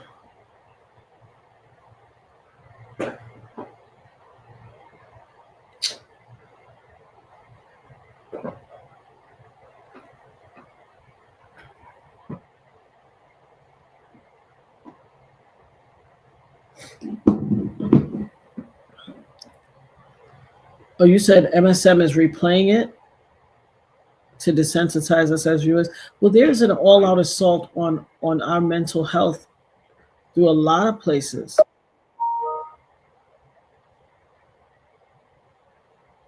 Keisha said, yes, that really did me on seeing that George Floyd. Imagine what bystanders had to witness right there. Yeah, and remember, there was a teenage girl who actually recorded it, who, had she not recorded it, we would not have seen it.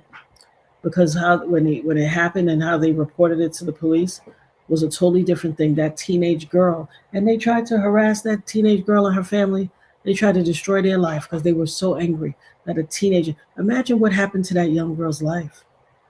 Even if she was able to, the witness protection program moved her out of the state or whatever and gave her family a chance at life. Do you know the trauma that continues to live in your flesh and your energy? You don't readily get rid of that. Let me tell you something. The world that we live in, Gil Scott Heron said in the 60s, the revolution will not be televised. 60s or 70s. Yeah, I think it will be. Yes, Luna, Sandra Massey. I think it will be. I think it will be televised.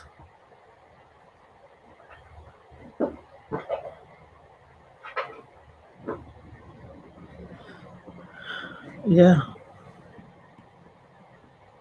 Yeah, the brutality is, there's a spirit of Satan going around here. Make sure you guys are on the right side. Make sure you're on the right side of history, whatever's left of it.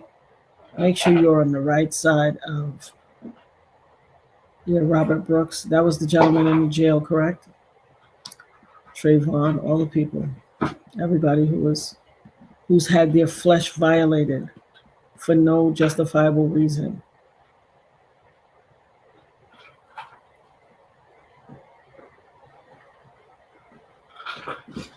Well, listen, let me tell you something. Now, thank you for saying that, Reggie. Reggie said, I think they did this to send a message to Trump because Jag on her live discussing Owens was saying that the insider's opinion is that Vance was really the bad guy as Trump is. Listen, Vance is horrific. We know Trump is horrific. Vance is worse. Listen to me. As much as we don't care for Trump, and as much as people are saying, oh, Trump unalive. No. Yes, hey, Reggie said, hey, Natanya, hey, Kobayashi, hey, K-Leg, hey, love. Listen, I'm telling you, if you think Trump is bad, J.D. Vance is the worst. And you have to understand that there was a ploy based on my best knowledge. And, I'm always doing, oh, really, Luna? His last words were gang violence? Wow. Oh, my God. Luna said, Charlie Kirk's last words? His last words were gang violence. My God. This is so... What is it that you heard? I know you ain't eating your sister's pearls. Boy...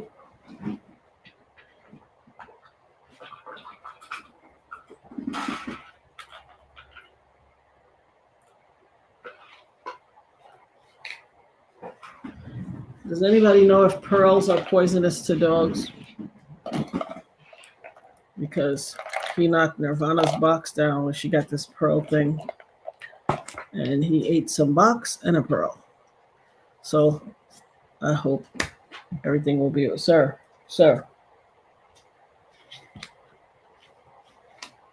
What? Why you did that? You know your sissy's going to be mad at you, right? I hope you're okay. I guess you could eat anything, huh? Are you like a junkyard dog? That's insane if his final words were gang violence. I feel like they're trying to push some type of war to break out or something. I don't know why. Because he's loved by the crazy, violent... Okay, thank you. He's loved by the crazy, violent... MAGA bunch, and they use anything to start their war. Whew.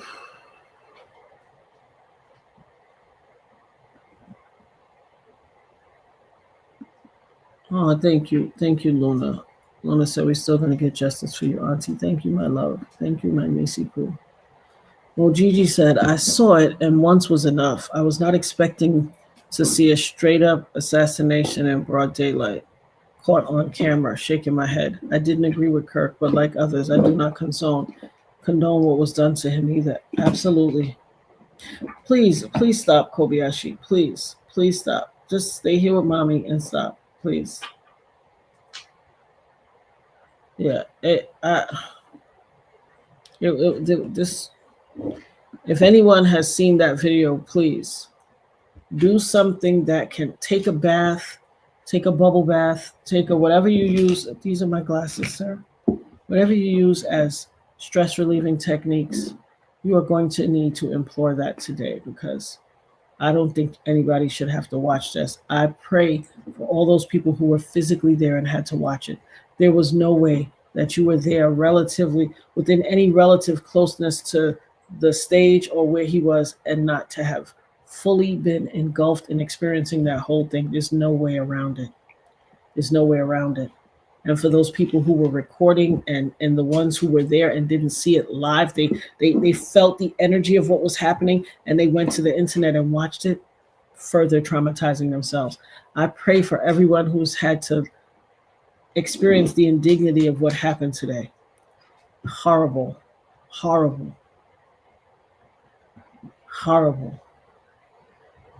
God is, and I cannot I cannot ignore that God has to be in the midst of this somewhere. And I'm trying to understand what purpose. Sir, stop pulling things off my desk.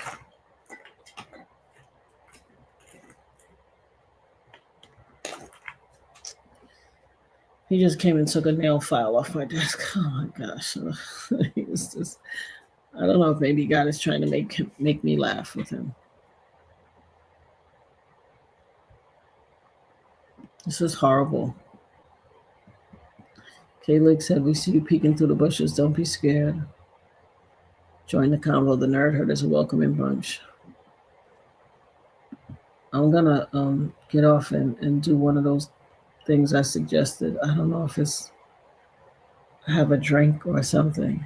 And I don't really even drink like that, but I think I need something to just calm my nerves.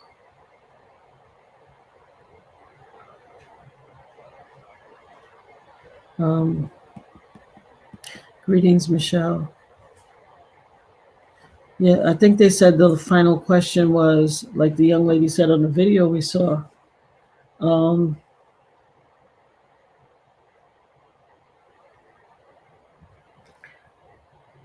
somebody asked about trans shooting something or other. How many trans people have shot somebody or other? And the young lady said it, the man either said the trans shootings or shooter. This guy came and took something else off my desk. He's literally taking things off my desk one by one. I'm not exactly sure. And then he's taking them and hiding them. That's kind of funny. I guess he's trying to lighten my energy.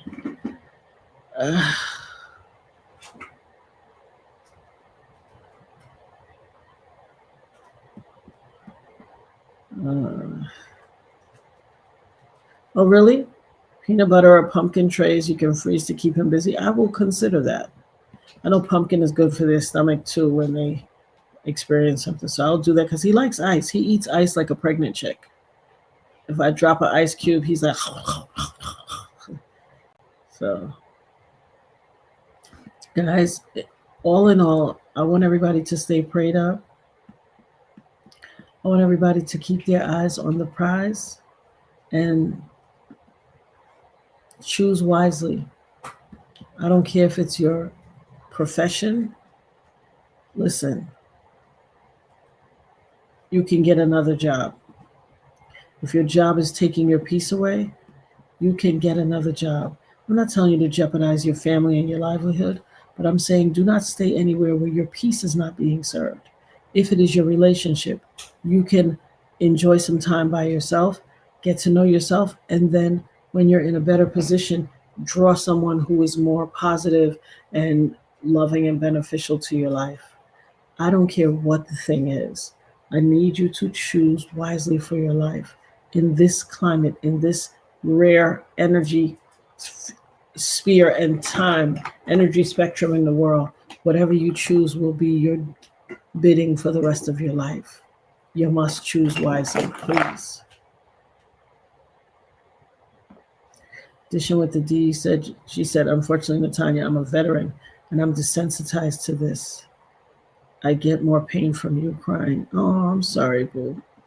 I hope I haven't traumatized anybody here, but this was a child, like they say down south, this too much. It was too much. Ooh, Lord. It was just way too much. I can't even believe that. But see, we live in a society that, and this is why I say what I said about trauma corn, because I remember during that, back when they used to be like the terror threat is level yellow or level red or level orange. And I said, why do they put this thing on the news every morning? It's like they want to scare you before you leave the house. And I was younger then.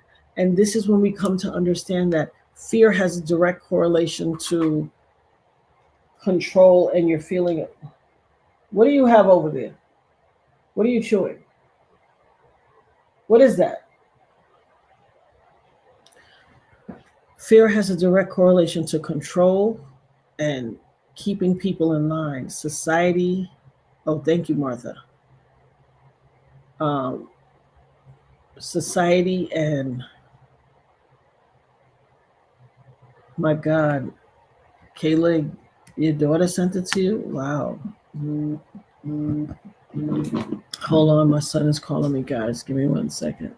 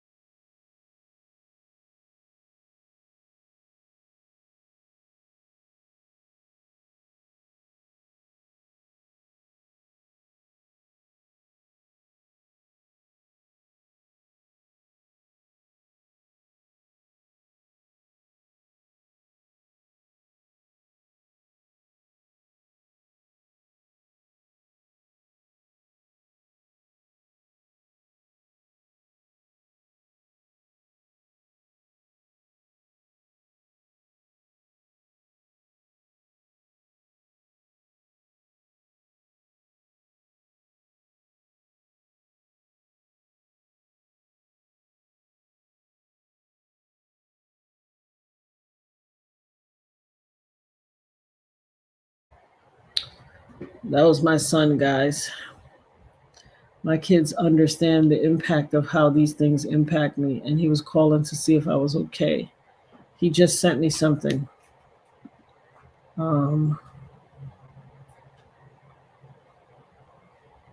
Let me see. Oh, crap.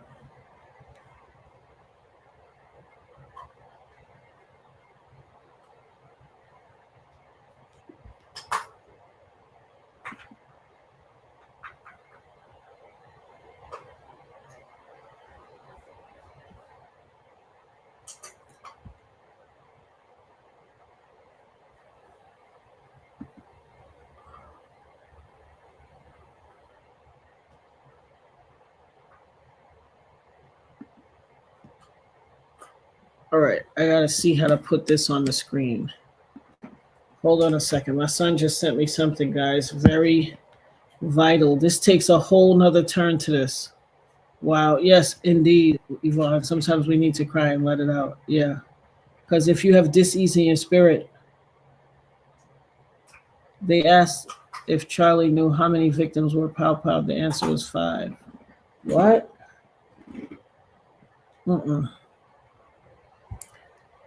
Carla? Where you at, girl? Carla's in here. What up, Carla?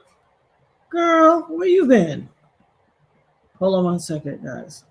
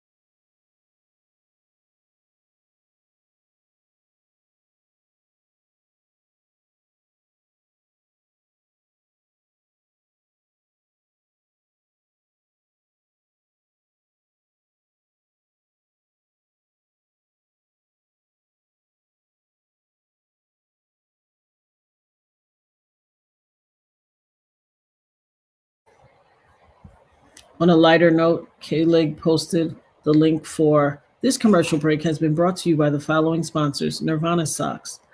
Please purchase a copy of Nirvana Socks for the children in your life. What are you destroying over there? And Luna said, I bought a copy of Nirvana Socks for my goddaughter. Thank you, Luna. I love you. Also, K-Leg says, this commercial break has been brought to you by A Shot in the Dark by Natanya Rubin.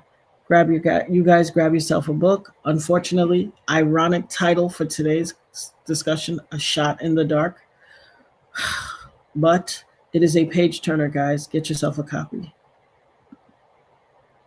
Yeah. Did she love it, Luna? L-theanine is on order.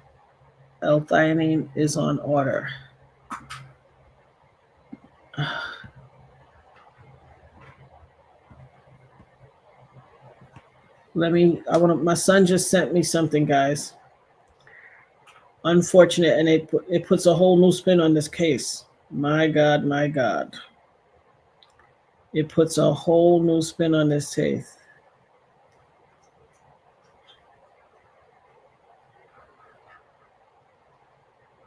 Sheesh.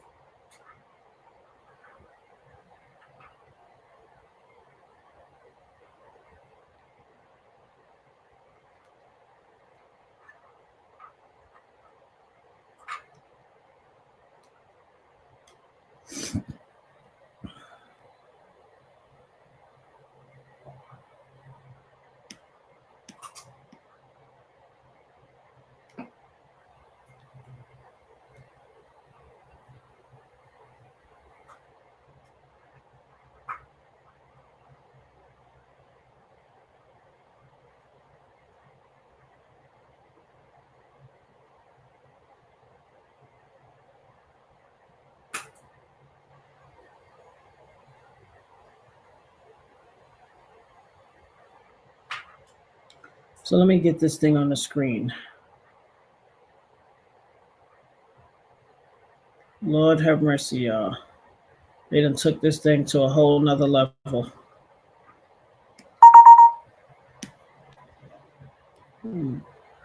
Here's what I know about life. If you just give it a little time,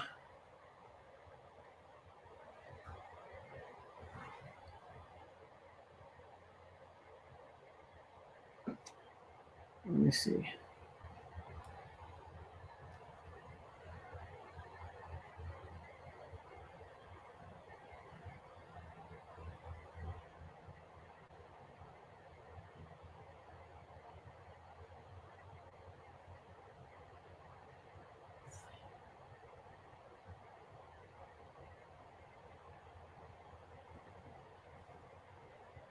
My apologies, guys.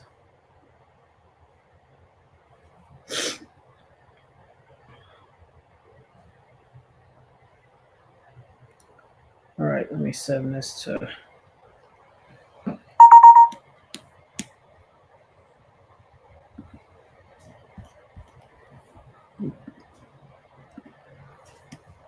All right, guys, I'm going to bring up something that my son sent me. This is crazy. It's on Twitter. And this changes a whole lot of stuff.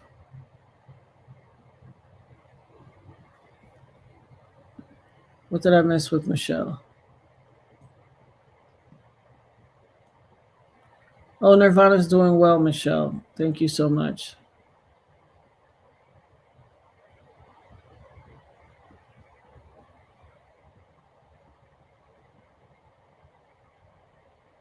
Congratulations. Congratulations. To God be the glory for it all, Michelle. So proud of you.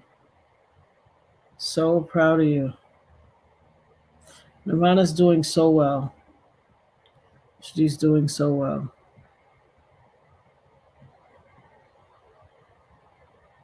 No, I didn't see anybody running on top of the building yet. I'm gonna look at that.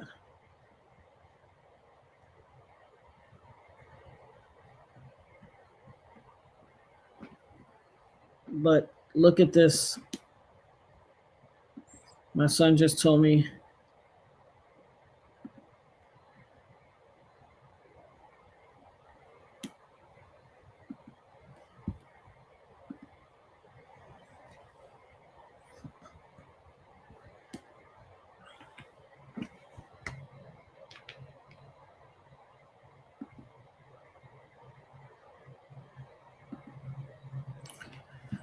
Tommy Borum said,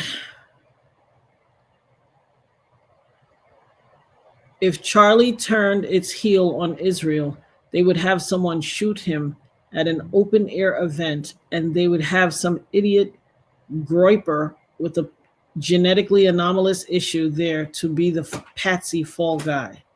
Part of why you never make the deal with the devil in the first place. Apparently, Charlie Kirk said this about himself. If he turned his heel on Israel by not supporting Israel, they would have someone shoot him at an open air event.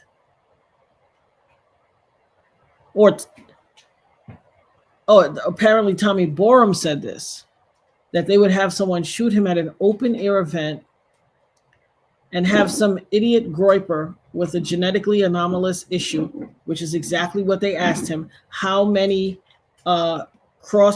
trans people have shot somebody there to be a patsy fall guy? This is crazy because this is exactly how he went out. Part of why you never make the deal with the devil in the first place. And that statement took place on August 13th, 2025. Kobe, why do you keep... What is all this stuff you're stealing? What are you doing? I don't get it. How crazy is this, guys? This is super freaky. It's exactly how he went. It's exactly how he went. And that is exactly why you shall not make the deal with the devil, because they come to collect in real time. They come to collect in real time. Well, he pinned the profile. He pinned the tweet to his profile because he's basically, and listen, as much as I'm not familiar with Tommy Borum, I don't know who he is. It says Tommy Borum jokes, but here's the deal. Sometimes people who have a gift and they don't understand their gift, listen, get out of here and stop stealing things off my desk now. It's too far. You're going too far, no. At this point, it's just gratuitous. Yeah, take your box cover. Here's the deal. He probably pinned the tweet to his profile because if you have a gift and you don't understand, if there's no one in the world around you that is spiritual enough to guide you in your gift and to, help you understand what this gift is and what it's about, you don't understand that that's a gift that's making you speak these things out, because what he spoke is exactly how this man left. And so if you don't understand, you might call them jokes. You might call, like, that's right. Kaylee said, her grandmother said, many a truth is spoken in jest. And that's the truth. If you don't understand that you have a gift and you just call it, oh, I just be making jokes, you're going to speak some factual, actual things, and you will think them to be a joke, or you will say them in jest because you don't understand the power of the authority of your words. When God doesn't call the qualified, he qualifies the called. And so this person that thinks that they're simply telling jokes, maybe someone with a prophetic gift. Luna said the tweet Tommy Borum replied to by at Harrison H. Smith.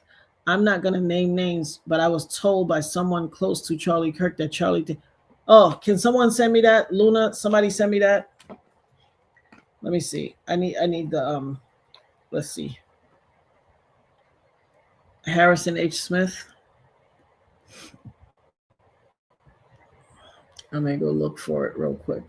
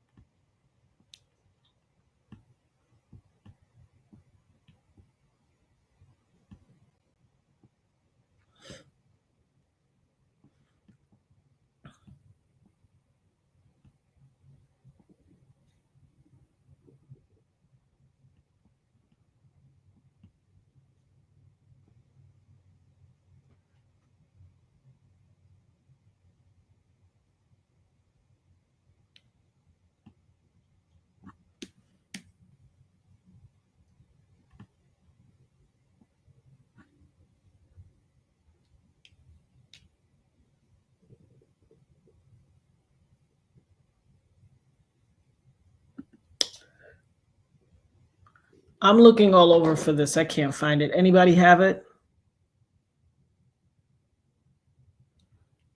Anybody have it, guys? Oh, you said you pasted the link to the tweet. Where is it? Send it to me, Kayla. I was looking over there, and it felt like the hackation was trying to hack my whatchamacallit while I was over there looking. And thank you so much, Michelle, and thank you for everybody for your prayers. I wonder who there's going to be Luna said she posted the tweet,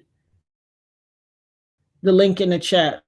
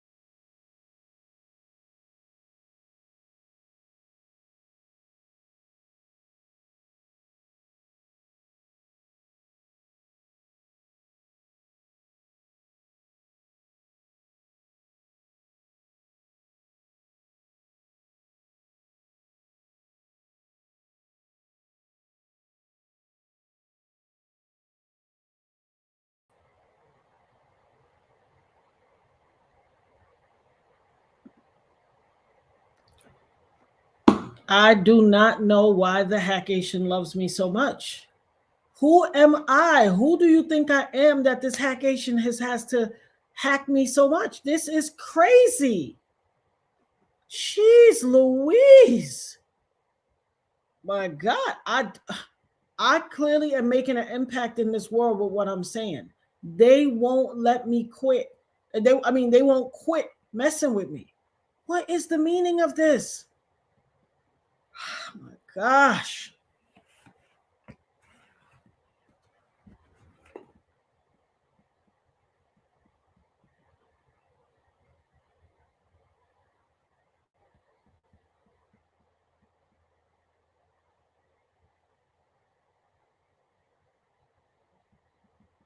I don't know what this obsession is with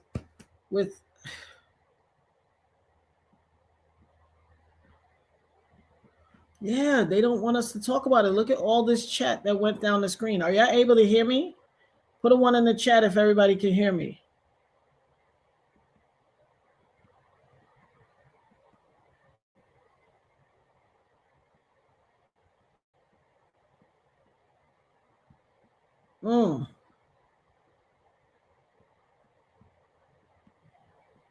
This is bonkers.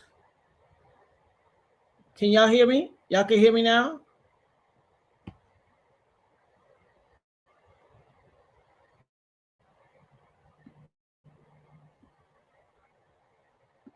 Let me see the no comments.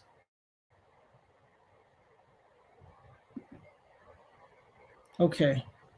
This is what, guys, I don't know what to make of this. This is the type of stuff that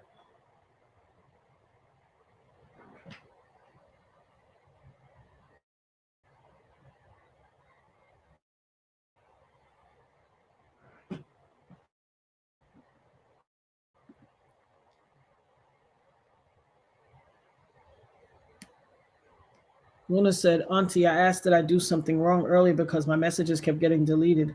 Turns out the Hackation was deleting all the links I was sending.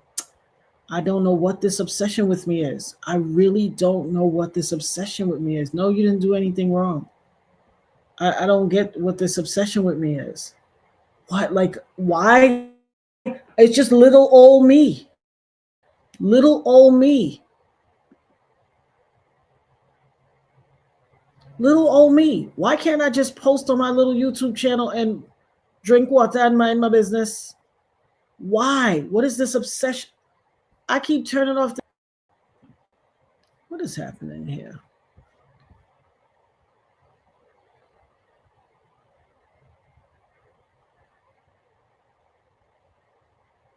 Yeah, no, I don't think you was. K-Lig wasn't doing it. It's this Hackation. They don't want us talking about what we're talking about. You're right. You're right, what, Yvonne? Because why? Why on this little old channel with 30 people viewing do they have to knock me off for what I'm saying?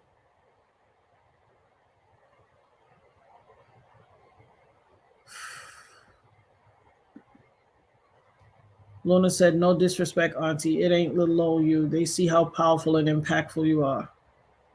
Well, to God be the glory, but I want them to leave my little old impactful self alone. Asheo, Michelle, it's God's glory. Because they sure be bothered by me talking about stuff. I just, for the love of God, I don't get it. This YouTube is filled with people talking about all measure of stuff. Why are they focused on me? Ephesians 6:12. Okay, this is it. Text it to me, K-Lig. Unless you did already. You are part of his light. Sasha said, you are part of his light and the darkness can't stand it.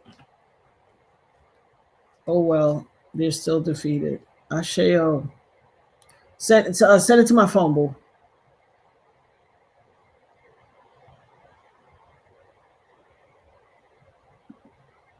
Just show it to D. Sasha, I was typing something similar, so I'll share yours.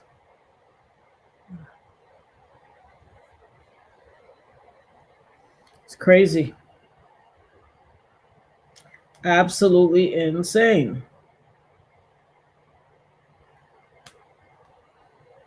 And it's funny because there's people who are not like tapped in that with that, and then they'll pop in and out, and they hear me talk about the hackation, and they think I be self-aggrandizing and making it up for what?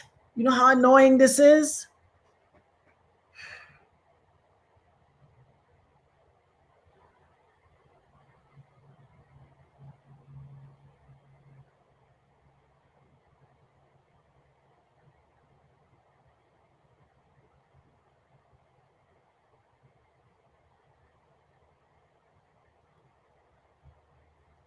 Ian Carroll reacts to this embarrassing clip of Charlie Kirk avoiding Nick Fuentes and calls him out for not debating Nick. The mainstream avoidance of Nick Fuentes is...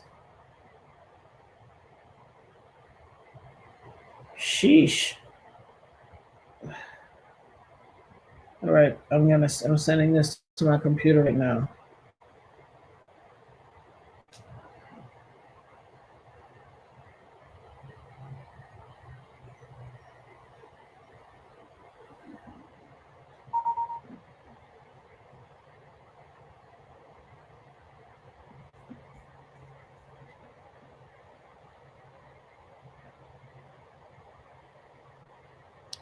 What they said, back to square one and searching for a suspect?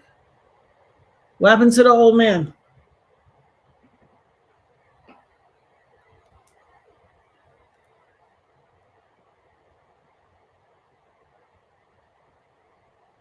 Testimonies, final answer your question. You said, oh, I want to have a question about Turning Point events. And you obviously lied about your question. Doesn't surprise me because you have deceit. You know what? Honestly, I'm asked that question all the time. I don't platform trolls, and I don't platform and I don't discuss people or I don't debate with people that are not good faith actors. And you debate now is that people champion. They can keep on yelling at. All right, let me see if I can open this from. It said the airdrop failed, but let me see if I can share my screen.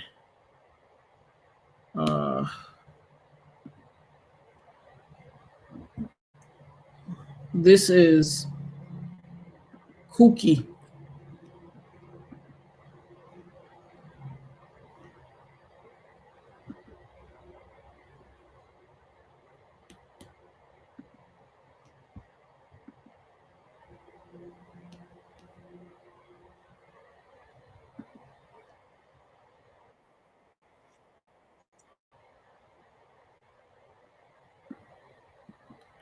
All right, guys, we're gonna watch this.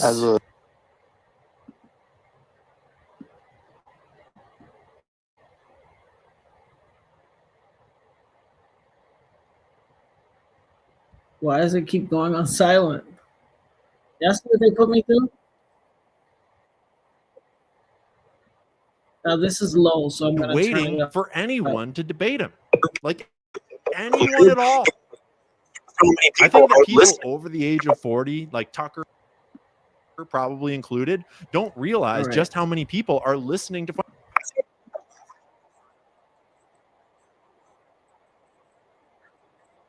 I think that people over the age of 40, like Tucker probably included, don't realize just how many people are listening to Fuentes and waiting for anyone to debate him, like anyone at all. Because it's becoming more wouldn't want to debate him is because they know that they would lose dramatically. A caller actually lied his way onto Charlie Kirk. Charlie's response was hilarious. Check this out. Let's go to Nathaniel. Nathaniel, thank you so much for being a member. What's on your mind? Hi, Charlie. As a TPUSA chapter founder and president, I've seen firsthand how the tide is turning among young conservatives. I say, if you truly believe in open debate in the marketplace of ideas, will you ever be willing to debate Nick Fuentes, or will you wait until his movement forces you to adopt his talking points, as we've seen already? It's funny. I personally do not give a platform to bad faith actors. And I had a whole open about this. And by the way, a really important thing is not to lie and to not bear false testimony. It's fine. I'll answer your question. You said, oh, I want to have a question about Turning Point events. And you obviously lied about your question. Doesn't surprise me because you have deceit. But you know what? Honestly, I'm asked that question all the time. I don't platform trolls, and I don't platform and I don't discuss people or I don't debate with people that are not good faith actors. And you debate Maoists and people who champion. They can keep on yelling at how successful we are and our big events and well over 1,000 employees, but a lot of jealousy out there. We build, they complain. We succeed, we win. They blame the Jews. Thank you. Next question. A lot of jealousy out there. A lot of jealousy. That's why he won't debate Nick Fuentes, because he's got a big organization, a lot of money, a lot of donors. Hey, Jeej, why don't you go lie down, baby? So yeah, it's all jealousy. Nick Fuentes is just jealous of how many donors Charlie Kirk has, of how big of an organization Charlie Kirk has. I mean, A, Charlie couldn't answer the question, and B, he's like, I see you're dishonest. I see you lied your way into the conversation. I don't answer trolls. Nick reacted to this clip on his show on Friday as well. And it's just so obvious that Charlie has no answer because he can't, because his opinion on Israel is colored by his donors, by an agenda that is not based in facts or America First ideology. And if forced to debate the merits of the U.S.-Israel relationship, that would be made plain and apparent. So instead, Charlie has to go with this hollow avoidance strategy. I don't debate trolls. Well, Charlie, most of your YouTube videos are getting like 40 to 100,000 views, it looks like, from my scroll of your channel. Your channel has like 4 million subscribers on YouTube. Nick Fuentes has just a few 100,000 followers on Rumble. Not even on YouTube, over on Rumble. And in just 24 hours, this Friday's episode was pushing 400,000 views. Last Friday's episode is getting close to 1 million. He's viral everywhere. Everyone is watching him. Everyone is talking about him. And they aren't saying he's a troll. No one thinks he's not a troll. They're saying that he's got good points and that you should debate him. Nick certainly isn't acting like a troll. He's presenting legitimate arguments and cogent opinions. He's offering in good faith to debate you.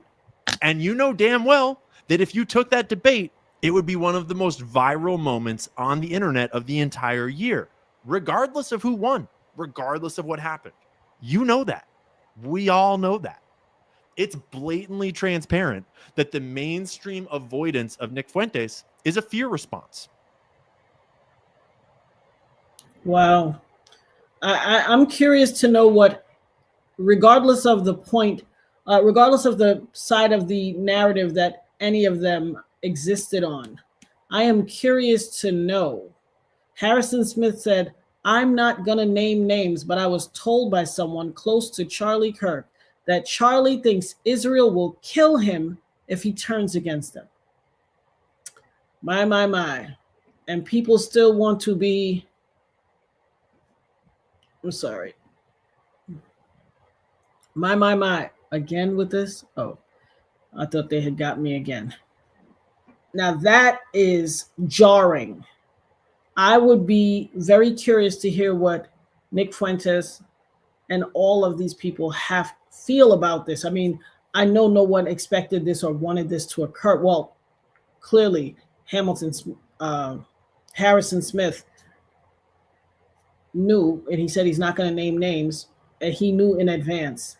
And it is not, that said August, 14th? August 20th?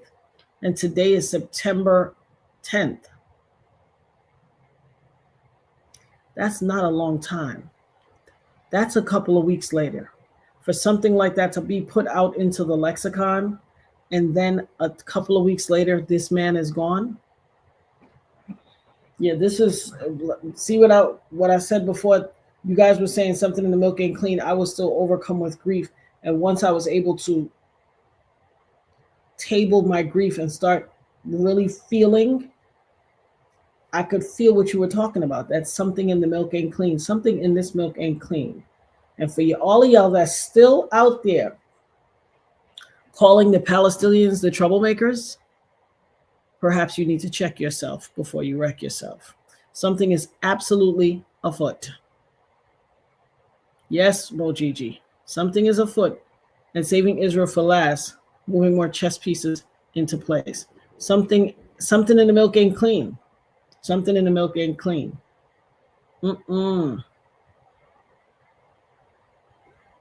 Absolutely.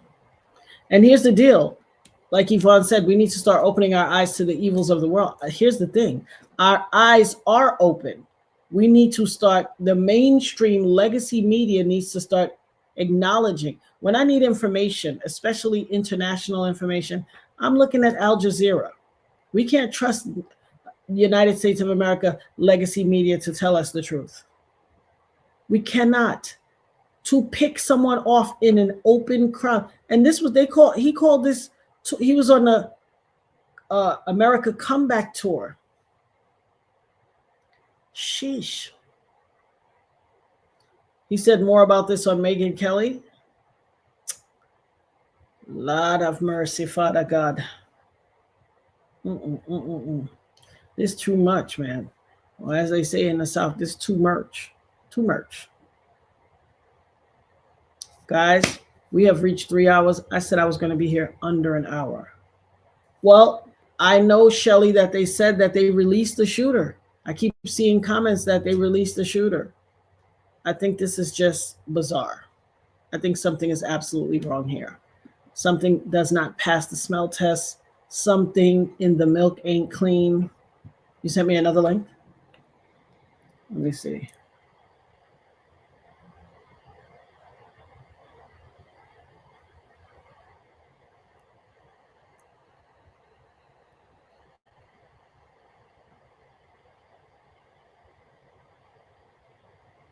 I hope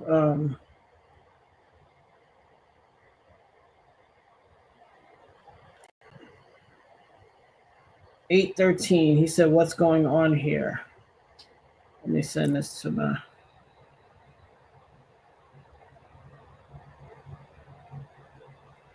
See, these are the conversations we need to be having.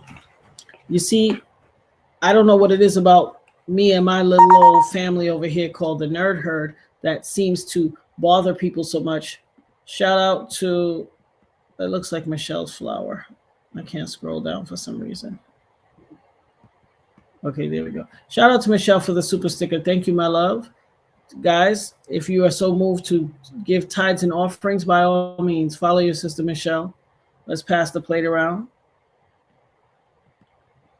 It's time for tithes and offerings. Thank you so much, my love. I appreciate you.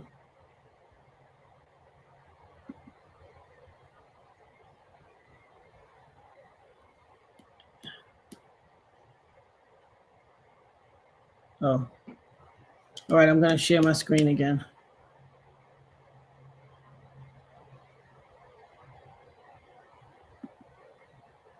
Did that tab come up?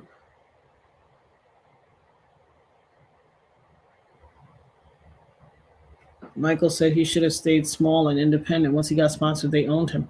Absolutely. And now that's going on with Officer, what is his name? He also is out there spewing Israeli rhetoric on his channel. I forget his name. Officer, it's a black guy. He's very anti-black. Sold out for the, you know, buck shuffling, tap dancing, and cooning for $1. He is a platform that he's been tap dancing for $1, but he literally, shout out to Luna for the super sticker. I appreciate you, my love. Thank you so much. I'm sorry you didn't get a notification, Michelle. Check your notifications because you know Officer Tatum, thank you, dishing with the D. Officer Tatum been buck shuffling and tap dancing for a long time. This man interviewed Benjamin Netanyahu recently, and I was like, say what now? I said, say what now? And then, you know, he's like a shill for the people. And he interjected this ridiculous statement, and now he's getting his white wake-up call, and he don't know what to do with himself. He is losing his mind. All right. Let me close the others. All right. I'm going to share my screen. Give me 1 second.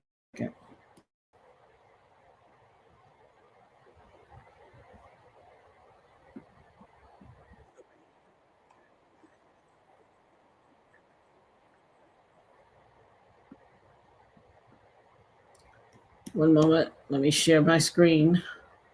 I certainly want to watch this one.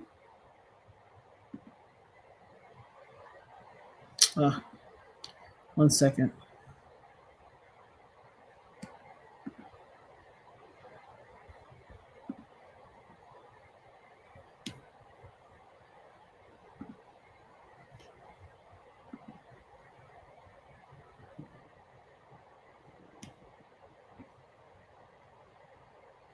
The behavior by a lot, both privately and publicly, are pushing people like you and me away. Not like we're going to be pro-Hamas, not like we're going to, but we're like, honestly, the way you are treating me is so repulsive. I have text messages, Megan, calling me an anti-Semite. I am learning biblical Hebrew and writing a book on the Shabbat. I honor the Shabbat, literally the Jewish Sabbath. I visit Israel and fight for it. And there's another article out in the Times of Israel today. I could read it on air. I was just reading before I got on. Charlie, what are you doing? Like, why are you, what am I doing? I'm sorry. Like, let's just take a step back here. Like, I'm an American citizen. Yes, I want Israel to win. Yes, I'm a Christian. But like some of the mess, and you saw it, man, you've. What is causing this thing to buffer? Seen how I've been treated, Megan, by some, not all, by some. No, it's very irritating. It's been so unfair. They were coming after you after Turning Point for, among other things, that you had Dave Smith there. Dave Smith is allowed to criticize Israel. You had both sides. The Israeli side was overrepresented. Though. No, you're not allowed to. It's even worse than that. Again, I just want to repeat for the 5th time. I love Israel. I want Israel to win. But my moral character is now being put into question, Megan. Not my decisions. Not like, hey, are you doing this? Is it smart or is it dumb? But no, I am a bad person if I do this. And I could go, I mean, you saw it, Megan. It was trending on Twitter, thousands of tweets and text messages. And if I were to be charitable and generous, I will say the people that are attacking me are in a hyper paranoid state because they're at war, and war tends to make things black and white. And you're a hammer looking for a nail. So I'm trying to be charitable, Megan. Literally, I'm trying to cut as much slack as I can, right? Like, okay, what would it be like if all of a sudden I'm starting to see a pattern of behavior similar to what my grandparents saw in 1930s Germany online? How would I behave? So that's like my charitable kind of overcompensation spirit. At the same time, I'm like, but it's not defensible to be dumb. Right? Yeah. So, and it's offensive. It's offensive to those of us who have been out there defending them in many instances against critics on our own side. And now you have a couple of comments like, well, what about this? Well, has it gone on too long? Like, is it time to wrap it up? And the thing about Epstein is just so bizarre. I don't know who he was an agent for. It might have been Israel or an asset, or it might have been nobody. Yeah. But we're allowed to speculate about that. It's there's some rule. You can't go there when it comes to Israel. Well, you and I believe that we're Americans and Americans first, period. End of story. We are citizens of this nation, okay? That's right. Israel, we have funded, we have supported, and they're up against a sea of Islamic totalitarianism, and we should be cheering for them, right? Because they're up against barbarians and monsters, and we want them to win. However, here is Megyn Kelly and Charlie Kirk combined probably 30 million social media followers, like pretty, right? And you and I have been holding this down, and you probably get the negative, oh, you're just shilling for Israel, whatever. I'm like, okay, I'm going to do what's right regardless of the feedback, right? But then all of a sudden, like, I host a person that I moderate the debate of, mind you, right? And I give equal time to Josh Hammer, equal time to a pro-Israel advocate, and my moral character is being put into question. And so I think it's a hyper paranoid, like, we're just going to try to, we're going to just stamp out everything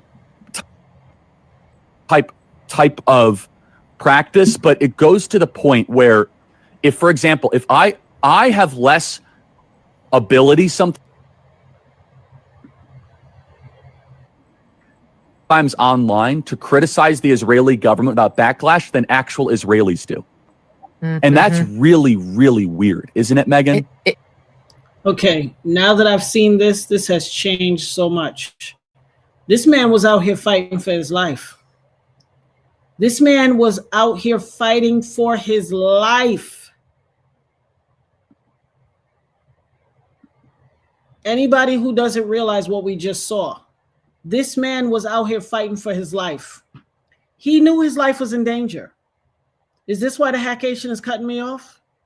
This man knew his life was in jeopardy. Why was, and I hope it wasn't a level of arrogance that made him say, oh, they're not going to do this. When he was asked that question, especially given what Harrison Smith said, he should not, his security should have been on extra point.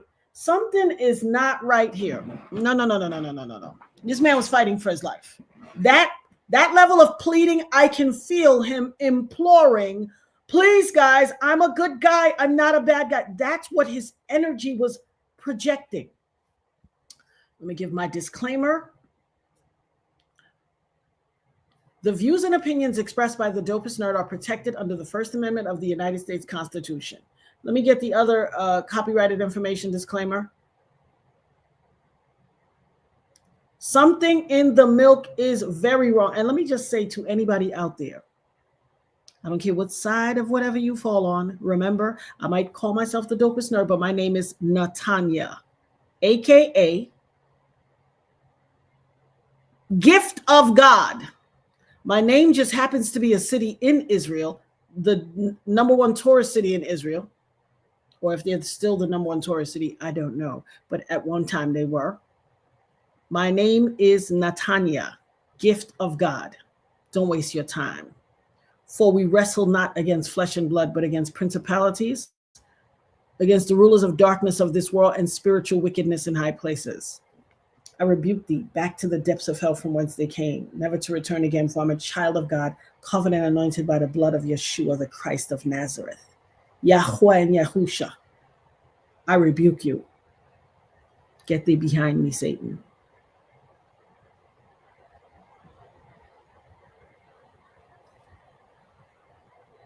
My name is Gift of God. He said, touch not my anointed and do my prophet no harm.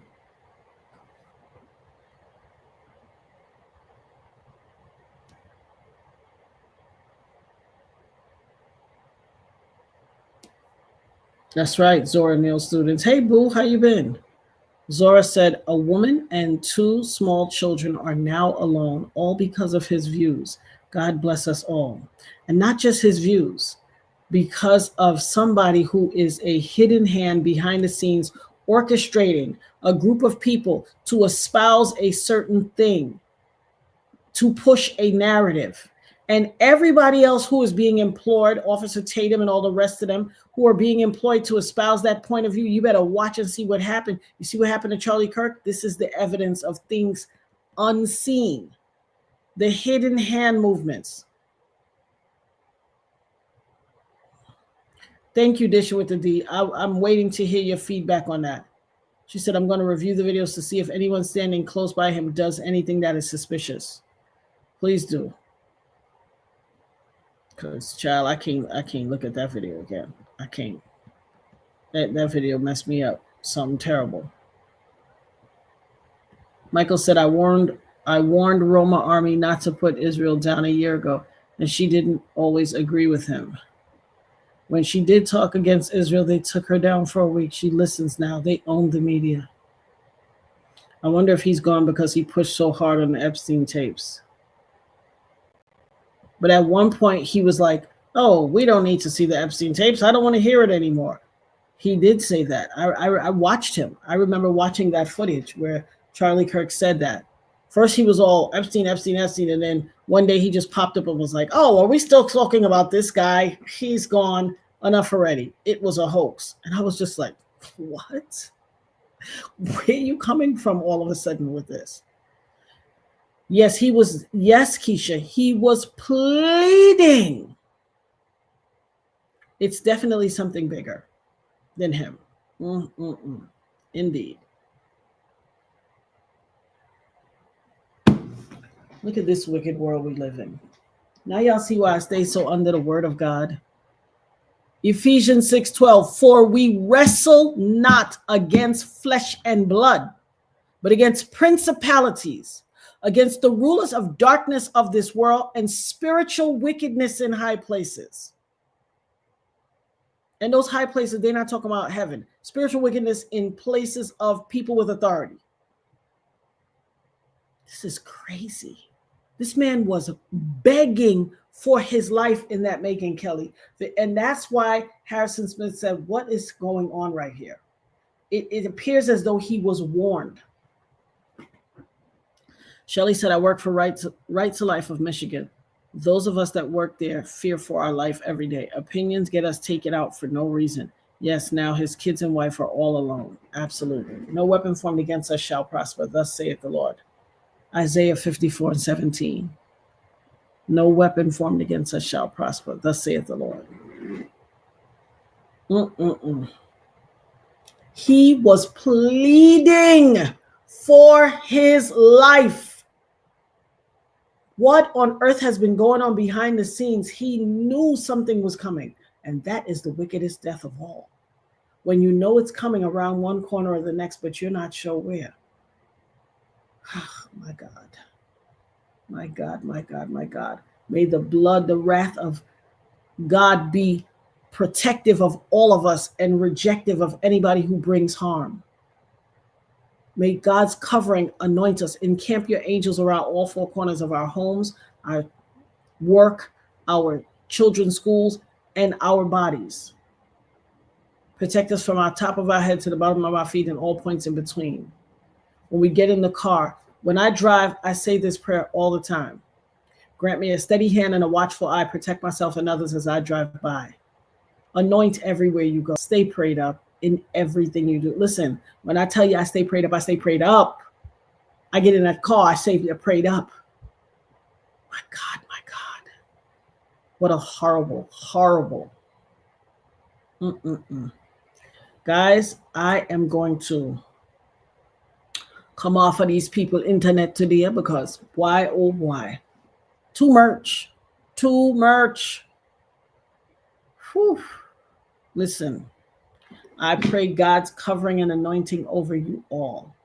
I pray the blessing of the Holy Spirit, Yahusha, the Christ, the blood over all of us, over this world, over those who seek to do evil. Father God, quench it out. Squash it down and extinguish the flames of evil. It's too much.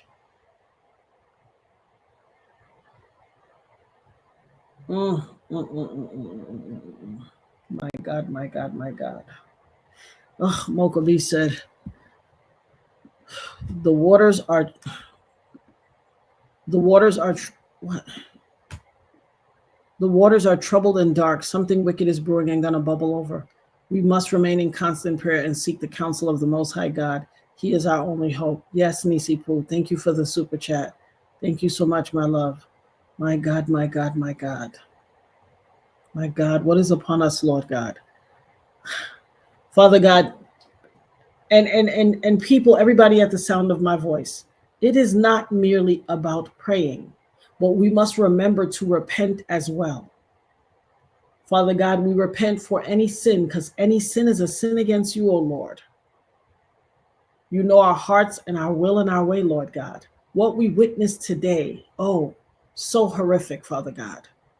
I beg everybody at the sound of my voice to call on God and repent.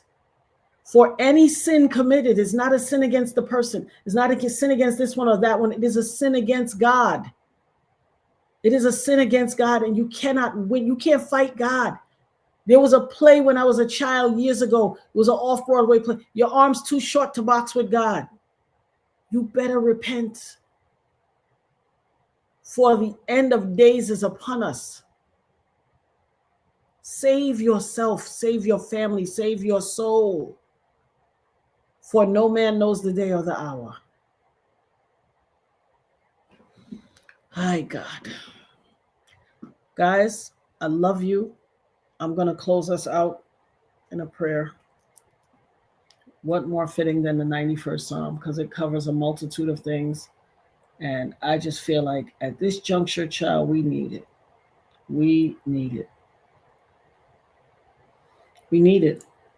There's so many things going on in this world that are detrimental to us. So many things going on that are detrimental to us. The 91st Psalm, guys. Cover your children, cover yourselves, protect your families, cover your home, anoint your home. I tell y'all, print off the 91st Psalm and put it on the inside of your door. He that dwelleth in the secret place of the Most High shall abide under the shadow of the Almighty. I will say of the Lord, he is my refuge and my fortress. My God, in him will I trust. Surely he shall deliver thee from the snare of the fowler and from the noisome pestilence. He shall cover thee with his feathers, and under his wing shalt thou trust. His truth shall be thy shield and buckler. Thou shalt not be afraid of the terror by night, nor for the arrow that flieth by day, nor for the pestilence that walketh in darkness, nor for the destruction that wasteth at noonday. 1,000 shall fall at thy side, and 10,000 at thy right hand, but it shall not come nigh thee. Only with thine eyes shalt thou behold and see the reward of the wicked. Because thou hast made the Lord, which is my refuge, even the Most High, thy habitation. There shall no evil befall thee, neither shall any plague come nigh thy dwelling. For he shall give his angels charge over thee, and keep thee in all thy ways. They shall bear thee up in their hands, lest thou dash thy foot against a stone. Thou shalt tread upon the lion and the adder. The young lion and the dragon shalt thou trample under feet. Because he has set his love upon me, therefore will I deliver him. I will set him on high, because he hath known my name. He shall call upon me, and I will answer him. I will be with him in trouble. I will deliver him and honor him. With long life will I satisfy him and show him my salvation. Guys, love on your people. I don't care who you got beef with. I'm asking you now. Call your people and tell them you love them. Call your people and tell them bygones be bygones. It's not worth it. Tell your friends, check on your strong friends and the weak ones. But them strong ones, check on them. We carry so much upon us. Oh boy, oh boy, oh boy. We carry so much upon us. Please check on your strong friends. Anoint yourself. Anoint yourself. When you go to the store, when you go to the grocery store, buy the big gallon sizes of vinegar. When you buy a gallon of vinegar for your kitchen, when you clean I hope all yours is clean, all your meat and things and all your vegetables and things with the vinegar before you eat it. But definitely soak your things in vinegar, but also buy 2 gallons for your upstairs. Take vinegar to your upstairs bathroom. Get yourself an industrial spray bottle and spray yourself, your hair, your face, your body, everything down from the top of your head to the bottom of your feet, underneath your feet, and all points in between, all in your crutches and everything. Listen to me, and I'm not being facetious or funny. Cover and protect and anoint your body. Protect and anoint and cover your body. Spray that vinegar. Get your sea salt. Soak a little sea salt inside the bottle with your vinegar. Also, if you could go to a little Caribbean store or something, get a cube of camphor. Break the camphor up and put it in all the different bottles in your house in the showers for all of your respective family and your children. Soak that camphor inside of the water with the sea salt and the vinegar. Spray yourself down from top to bottom. Also, wash the front of your door. Wash the front of your door, the outside of your door and your porch. Wash it down with vinegar and water and sea salt and camphor, please, to ward off evil and negativity. You hear me? Do you hear me? I promise you, you'll sleep better. Wash down the front of your door outside of your house. I don't care if you live in an apartment building. Pour it on the carpet. Spray your carpet with it outside your apartment building. Okay? All around your door frame and all kind of thing, and your door handle. Wash it with vinegar from edge to edge and sea salt. Protect yourself and camphor. Listen, we are in dire times. Print off the 91st Psalm Put it on the inside of your door, of your front door. Before you leave your house, read that psalm to protect yourself. You should be praying and reading it anyway, but definitely before you leave the covering and protection of your house and go into this evil world we live in, read that to cover yourself and your children. Lay your hands on your children and your family members. Men, lay your hands on your children and your wives. Women, lay your hands on your children and your husband. Anoint each other. Protect yourself.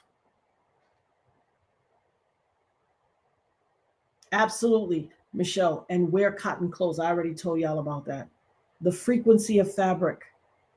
Those who don't know, who have never heard me say it, who are new to this channel, the frequency of fabric. Keisha said, yes, Grandma used to do this. The porch and the doors. My God, Natanya, you know about it. I do. Wash down the front of your door with vinegar, hot water, as hot as you can boil it, camphor, and sea salt. To wash it. Listen, somebody could have been, you might even want to save a little and put it in your mop water and mop your house down with it to clear out any evil. Evil is everywhere. Energy transfer. You need to get it out. Yvonne said, this is my first time hearing about this. For those who never heard me talk about them, the rest of y'all have heard me, but those who haven't, there is a frequency to fabric.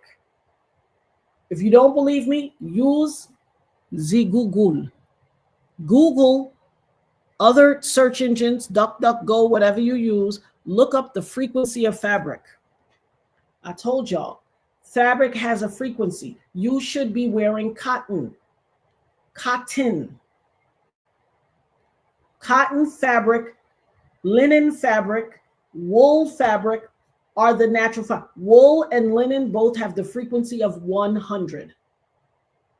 It's not all natural fibers, because silk, unfortunately, has the same frequency of satin and acrylic things, and that is the frequency of death. They are very low frequency, like 15. 15 is the frequency of death. Cotton is high. It's like, I think 89 or something like that. But linen and wool are both 100. The only thing is, do not wear linen and wool together. You will cancel each other out. They will cancel each other out. Listen, y'all know by now, I doesn't just talk because I have a mouth. And you notice when I go quiet, sometimes I got to pull away. I don't just talk to just be on the internet talking. I come to you when I have something good to share with you, when I have information that's worthy to you. Also, when you are buying your sheets to lie down for you and your children, do not buy polyester sheets and comforters. You are sleeping in the frequency of death. It is the equivalent of laying in the bed with a dead body and letting it hug you. Would you lay in the bed with a corpse at night and cuddle up? I mean, I'm asking, like, if you would willing to lay in the bed with a corpse, put a 2 in the chat.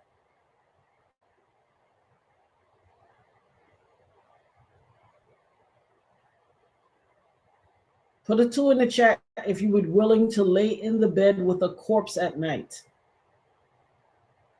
When you sleep on unnatural fibers, when you cover yourself down in polyester, and I keep telling people about these friggin' polyester bonnets. If it has the frequency of death and you're covering your head with that, ask yourself why bonnets are all the rage for Black women when we are the mothers of society. Could it be that they're trying to stop our intellectual blossoming and growth and mental acuity? Ask yourself. Braided our hair with synthetic hair. Even if you use bundles, the thread and all that is acrylic. It's polyester thread. If you wear wigs, more often than not, you put on a acrylic pantyhose wig cap.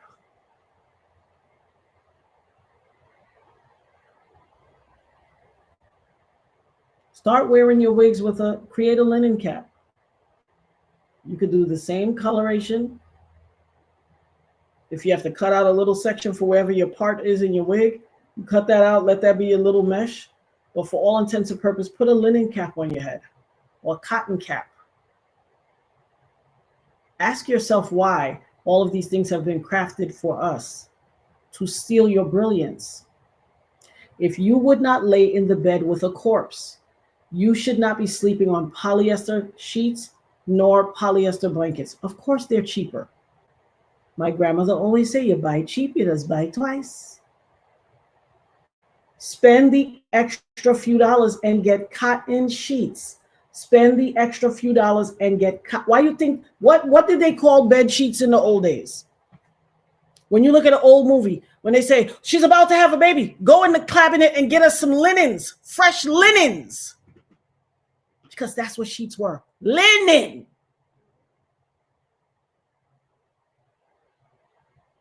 Okay? Society has allowed them to dumb us down to everything fast fashion. That's why Shein is so popular, because you ain't getting nothing but the frequency of death fibers for $3.20 that some little child had to sew. I mean, am I talking the truth or not? If I'm speaking the truth, put it in the chat. But some of y'all like $3 shirts more than you like little children and healthy fabrics. This is what God has called us to face, the reality of our truth. What is more important to you? A fancy green polyester shirt for $3 that some little kid had to step away from his mother and sit in a factory all day and make 1,000 of them green shirts for $3? Or is it better to find a company that makes linen fabrics, or do like your granny used to do and learn how to sew and make yourself some linen fabrics? There's fabric stores all over the place. I live in fabric stores. I'm in fabric stores all the time. I'm telling you. There's an African company that makes what people traditionally call synthetic hair, and they make it out of banana leaves. If you need that type of braiding hair, they make it from banana leaves. An African company, look it up. If I had to braid it looks exactly like synthetic hair, performs the same way, but it is banana leaf. Look it up. But they don't want y'all to notice. This is why the hackation be taking me off, because I'll be dropping too much knowledge. I want my people to survive. I want my people to thrive. I want my people to live healthy. I don't want y'all laying in the bed at night. You cannot rest comfortable if you lay in the frequency of death. I'm sure nobody here could get a good night's sleep if they lay down with a corpse. But some of y'all laying with corpses every day, and I ain't talking about the sheets and the comforters. But that might be too much truth for this conversation. I want my people to do better. I want my people to do better. I want my people to thrive. I want my people to live healthy. I want my people to flourish for whatever time we have left here. Yeah, they don't wear synthetic. Mocha B said, I just realized that my braiders do not wear braids. You didn't know that? You're hard pressed to see a braider with braids. Just like you're hard pressed to see the Asian lady with nails. I'm just speaking facts. And look, I'm preaching to the choir because I have one nails now. But look it up. Do your research. The fabric, the frequency of fabric. This is a science. There was somebody on our channel before that was a fashion designer, and she said she had never ever heard of that in all her days. She's like, I'm a fashion designer. I've never heard of the frequency of fabric. Listen, if it's an artificial fiber, acrylic, satin, even silk, even though silk is a natural fiber, it falls within the guidelines of satin and acrylics and all that. You wear all these, you living in yoga pants and you young and you want to be a mother someday, you may never ever be able to, because they spray, especially the crotch, but all those yoga pants, especially all them Shein clothes, they spray them with PFAS. That's called forever chemicals. PFAS, polyfluoral. Let me tell y'all the name because I like to give full information. PFAS stand for, and it's going to be some multisyllabic,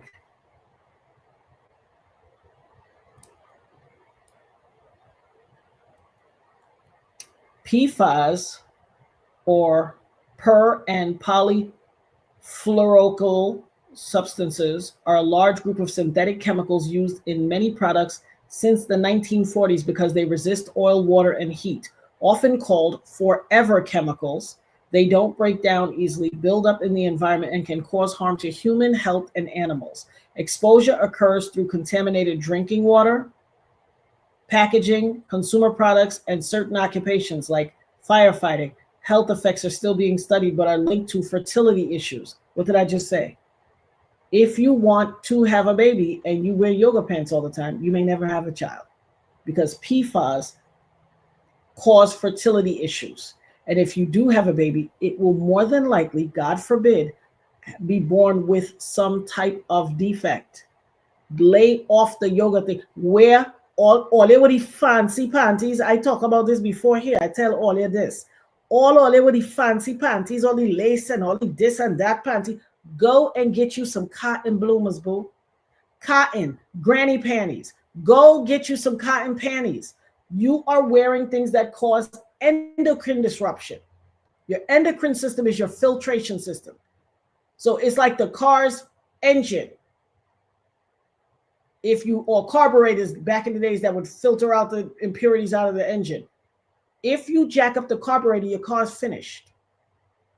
Cars don't really have carburetors anymore. Old cars have carburetors. But whatever the mechanism in modern cars is, if you jack that up, you're finished. And I tell people, I be seeing people saving them damn Sheen plastic bags. Them bags are treacherous too. Health effects are still being studied, but are linked to fertility issues, increased cholesterol, immune system changes, and a risk of certain cancers. Oh yeah, y'all should have been left Vicky's secret alone when they told y'all that inside the tag were tracking devices, and that's how women were getting snatched off the street. Allegedly. A man did his kid's laundry and his teenage daughter stuff was in, and you know how sometimes you'll have a bra or whatever, and it hook inside the machine to the little bra hook and it ripped the thing open? It ripped the tag open and there was a little sensor inside, like a chip. People on the internet started pulling open all of their tags, and everybody's tags had chip, especially in the pink section. The underwear is called pink. Absolutely. Michael said cotton replaced hemp, and you can make hemp clothing. Hemp clothing is excellent. It's up there high with linen. Trust me. Yes. All of that pink panties and all that extra money, all they're spending for that, and they have little trackers in. And you wonder why all the sex trafficking victims, where they going? Schmex trafficking, excuse me, censors. Be very mindful. Be very mindful. PFAS are a class of over 15,000 synthetic chemicals containing carbon and fluorine bonds, which are very strong. This bond makes them useful for creating non-stick cookware. You should not be cooking with non-stick cookware either. I've told y'all that before. Bamboo is great. Bamboo is great. You should not be using non-stick pots. We don't use non-stick at all. We threw all that out. Sterling silver. Stainless steel.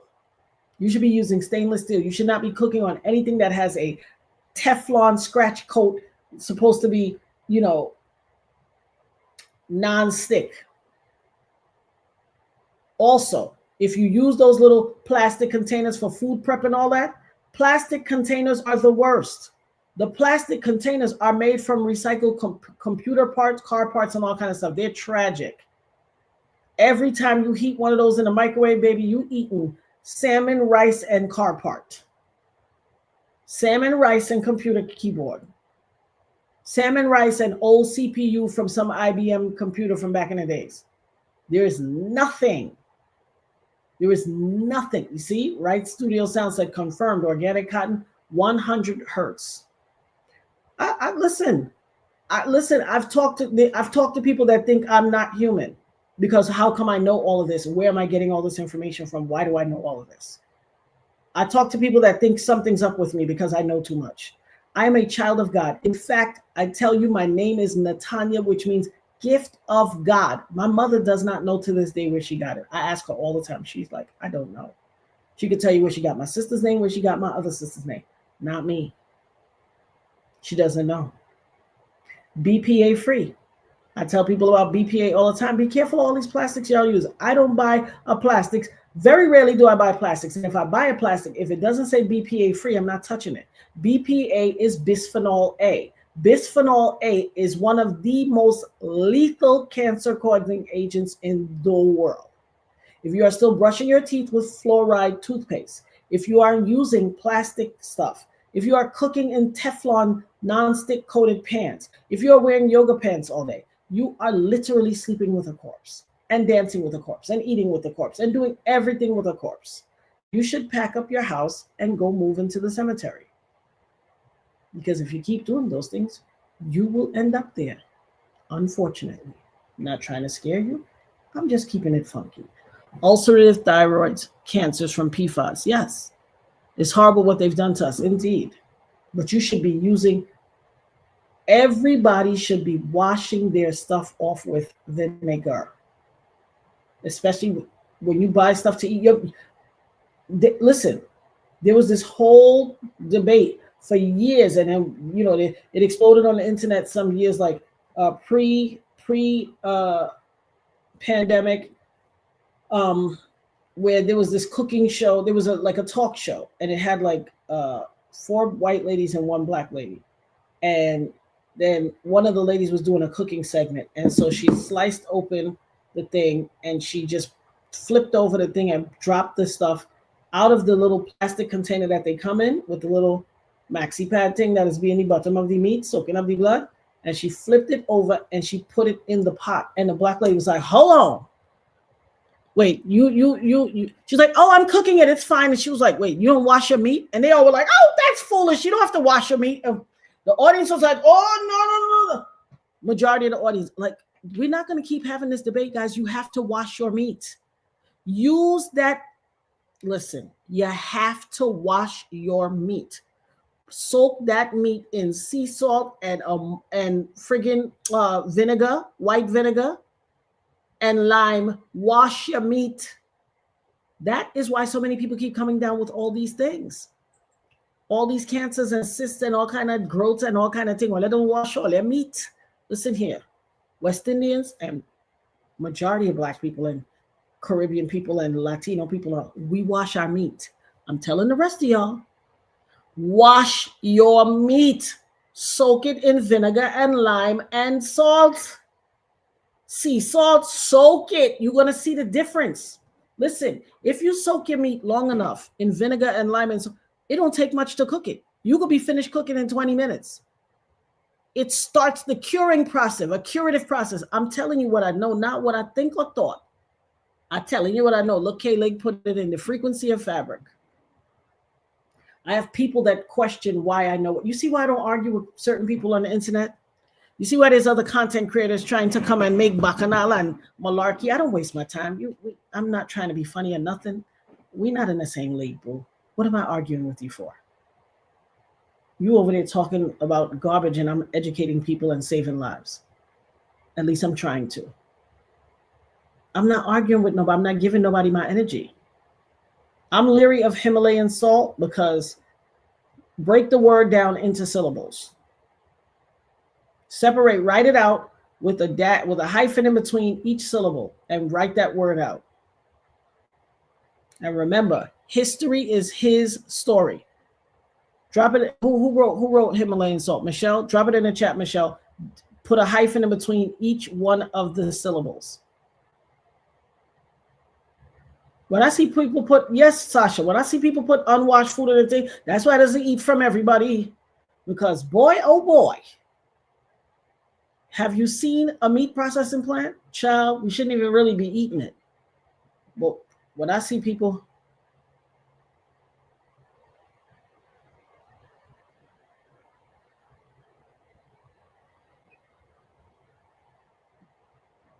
so look, hey, Yvonne, I'm glad to hear that. Thank you. Thank you, Keisha. Him-a-laying. Who were the giants that rolled the earth before we did? The Nephilim. and all the giants where you see all these old English and European buildings where the door is 30 feet tall and 40 feet tall. Who was walking through that door? Who did they have to make a 50-foot tall door for? The Nephilim. And when the mud floods came and they all were petrified in their places, a lot of those things you see as mountains, they're not mountains. They're trees that were cut and grass and everything. Eventually the earth consumed it and it looks like a mountain. It's a tree because society was bigger. Larger giants walked this earth. And if you look at Himalayan salt, Himalayan, as in the giant fell in the mud flood, and him laying on the floor.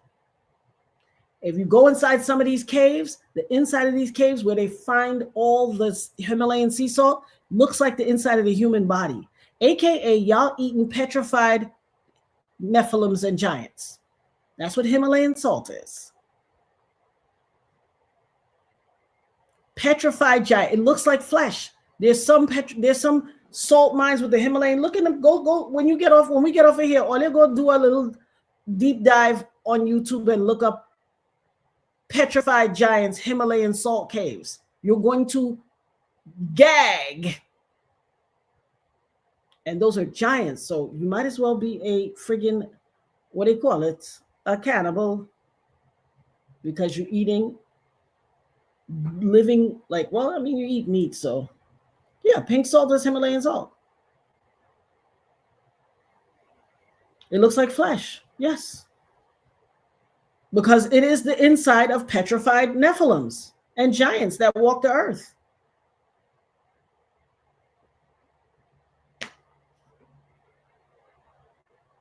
Thank you for you too, Michelle. Thank you for all of y'all. I love y'all. And clearly God put all of this in me for me to share it, and he gave me you guys and gave us each other so that somebody is the beneficiary, the beneficiary of this information. PFAS can build up in the body, leading to potential health risks over time. Some known or suspected health effects in humans include increased cholesterol, changes in the immune system, increased risk of certain cancers like kidney and testicular cancer, fertility and pregnancy issues, thyroid disease, and liver damage. How to reduce your exposure. Drinking water. Use filtered water certified to remove PS. Don't drink sink water. You know what we call sink water in New York back in the days? City gin. Don't drink sink water. It is full of, listen, let me tell you number one why you don't drink. And listen, we don't know what's coming in this world. We are in the end of times. A lot of stuff is happening in this world. Make sure y'all got your passports. Make sure when you go outside, you're not wearing a slide or a flip-flop. You're wearing a secure sneaker that covers your entire foot and is secure in case you have to run or climb or anything. Trust me, if something go down and you need to escape, you cannot climb in a slide. You cannot climb in a flip-flop. You cannot save your life if you are in a flip-flop. Start moving strategic. You need to have a ton of water in your house. And K-Lig is going to get me because we talk about this all the time. The prepper, I'm supposed to do a prepper thing with y'all, but y'all know sometimes a lot be going on. This is a lot of information to live in one head. Or they charge it to my head and not my heart. Bear with me. PFAS mess you up, aka yoga pants, aka all these, as my grandmother used to call them Levi bend over pants. It was like a whatchamacallit. Dishing with the D said, according to the 911 call, he was near the CS building east of the library wearing jeans, black shirt, black mask, long rifle. Wow. Wow. Michael said, yes, you are correct. You will be amazed how many petrified giant creatures all over the world. Uluru, if you look from directly on top, way up in the sky, it's Mother Nature laying asleep. Yes, absolutely. Absolutely. Thank you, Keisha. Keisha said, I want you to get a good night rest, comfort and peace like the hair. Yeah, I only sleep on cotton. So, and you can listen, there's places you could go to get good cotton. You could go to I'm not sponsored by none of these people. None of them don't pay me. Although if all you want to sponsor me, or they could sponsor the show. But TJ Maxx, Sometimes, Ross, sometimes like you have to read it. And if it says cotton blend, don't buy it. Just cotton, 100% cotton. And what's the next one? TJ Maxx and Marshalls and Ross. And be wary of Burlington. A lot of their stuff is sprayed with PFAS. There's a lot of chemicals on, them cheapy clothes, and be careful. But I'm just saying, I want y'all to live the best possible life and have as cohesive an existence. If you feel like your body is already showing the effects of all these PFAS, to help to clean your liver. Your liver is one of the number one factors of your body because it is your primary filtration system. The human body has the ability to regrow a liver. That's one of the only organs you could regrow. You can regrow a liver naturally, but don't disrespect your liver. Don't disrespect your kidneys. Start to clean your liver by juicing celery and lemon. Start to clean your liver. Also get some turmeric inside of you. Get some sarsaparilla inside of you. Get some black walnut hull inside of you. Get some wormwood inside of you. Flush your body of all of these parasites, all these toxins. Get these things out of your body. Get it out of your body. That's the only way to heal.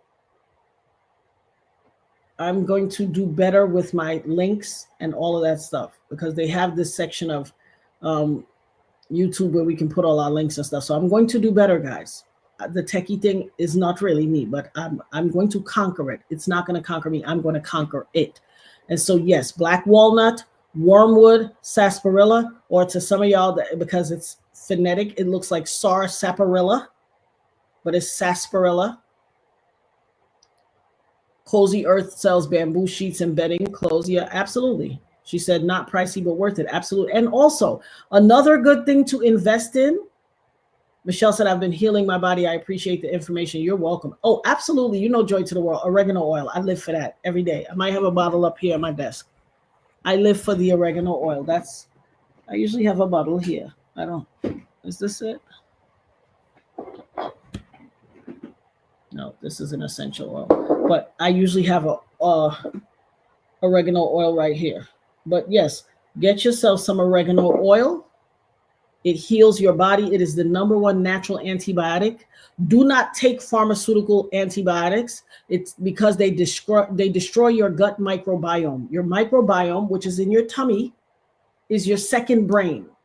You destroy your gut microbiome. It takes 8 years for your body to heal the gut microbiome. 8 years. You know how long is 8 years? Do not take pharmaceutical antibiotics if you could afford it. Take oregano oil. There's a lot of herbal stuff you could take. It will flush you right on out. Flush you right on out. When we were younger as Caribbean people, and people need to get back to this stuff. I know probably in the South they used to do it, but Caribbean people, we get a purge, aka a washout. You get a washout every 6 months, sometimes quarterly. A washout is a whole purge to your system. Natural remedies that they give you to take, and it flush through your bloodstream, your body, your this, your that, your poop out everything. And people stop doing that. Everybody's gotten so Americanized, they ain't got time. But I got time. I will give my family a washout. How many teaspoons of what? Of all the stuff, the black walnut and all. Now, black walnut, baby, black walnut is strong. It ain't for the faint at heart. It's an acquired taste. So all the other ones you could put, I'm going to put the link for the tea bags in. Kaylee, can you go on Amazon real quick and get the link for the unbleached tea bags, the drawstring tea bags to make your teas? I have it in my thing. Maybe I can see. Let's see. Oh yes, Sarah C, darling. Listen, I got Sarah C in there right now. I drink Sarah C every day. That's why I'm 55 and I don't look like it. But that notwithstanding. Let me see. I still have the link. I should have it right in my thing. But Sarah C is important. That's bitter root. Let's see.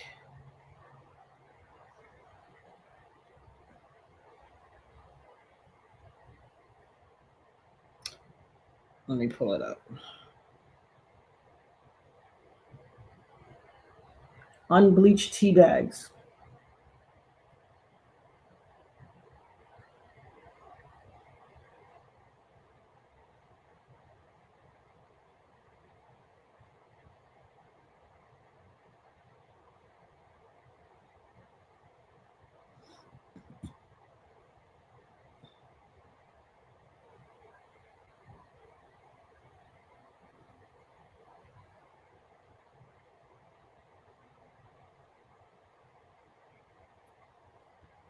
Put this in the chat, K-Leg.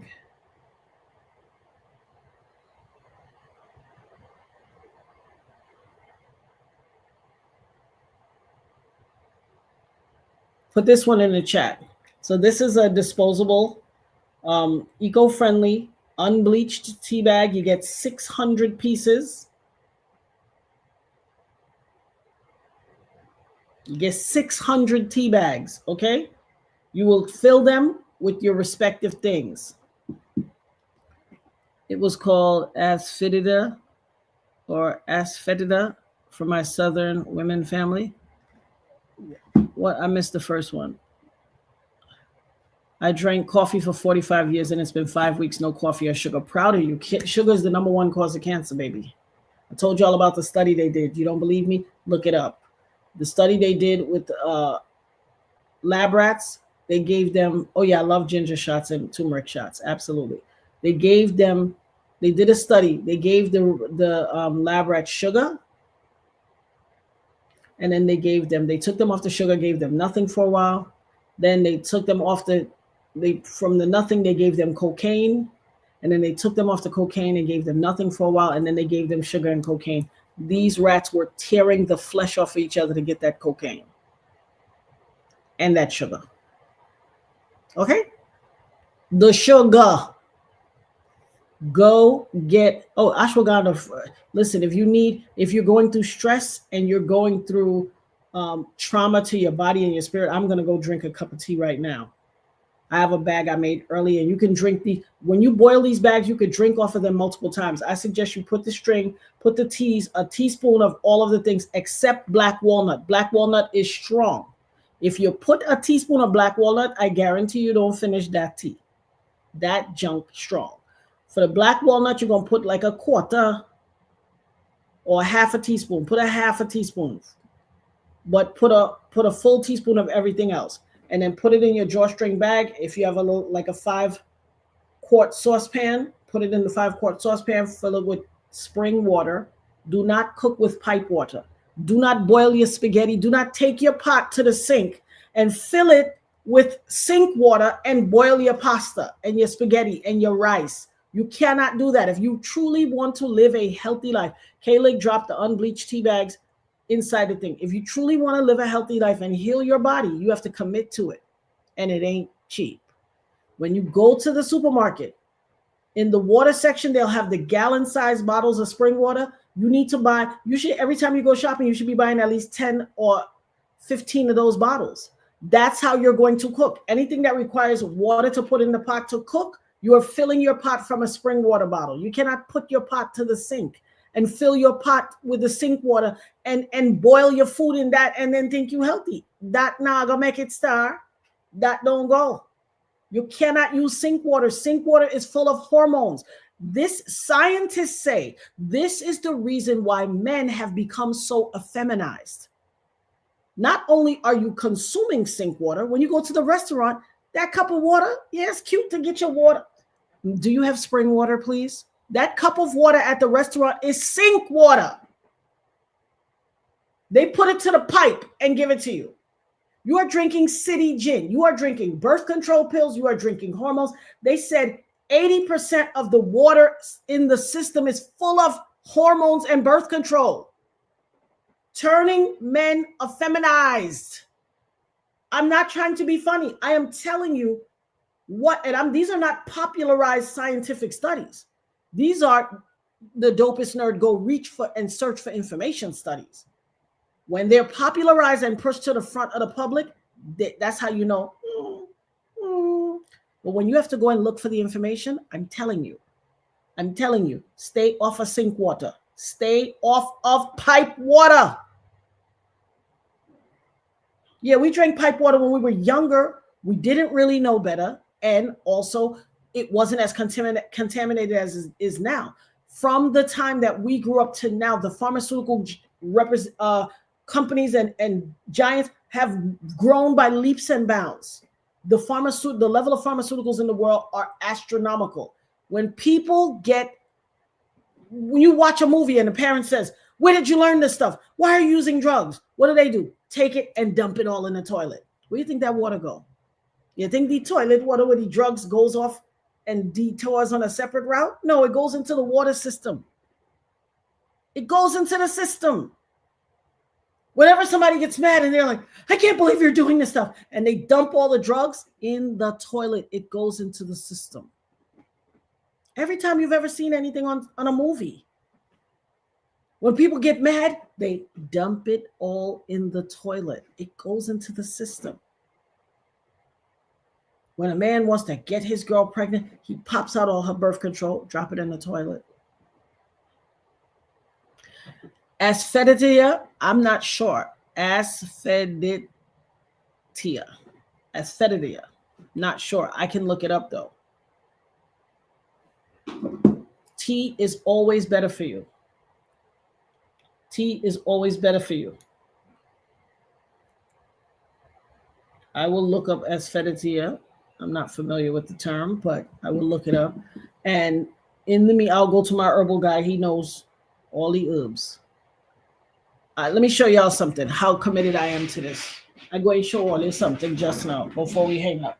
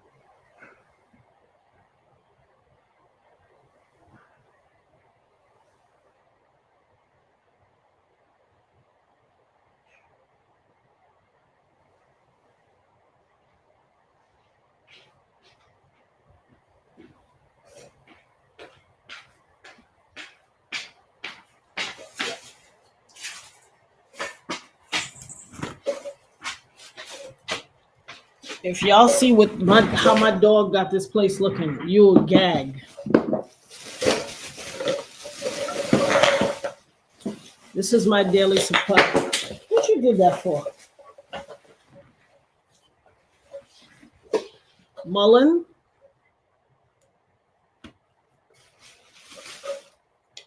lemon balm. This is my everyday supply. Sarsaparilla,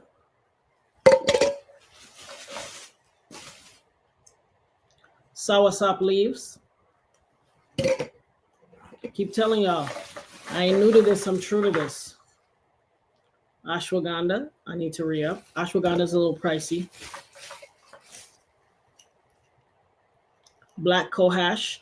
If you have the symptoms of menopause, black cohosh eradicates it. It sends them back from whence they came. Tulsi, aka holy basil.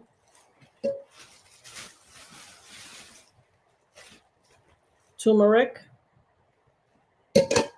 Of course, cloves. And baby, the mother of all, black walnut hull, which this thing is nothing to play with. You see how it's in such short supply? Because it ain't nothing to play with. When I tell you it's not for the faint at heart. I ain't new to this. I'm true to this. And I should have showed y'all the tea bags. Hold on.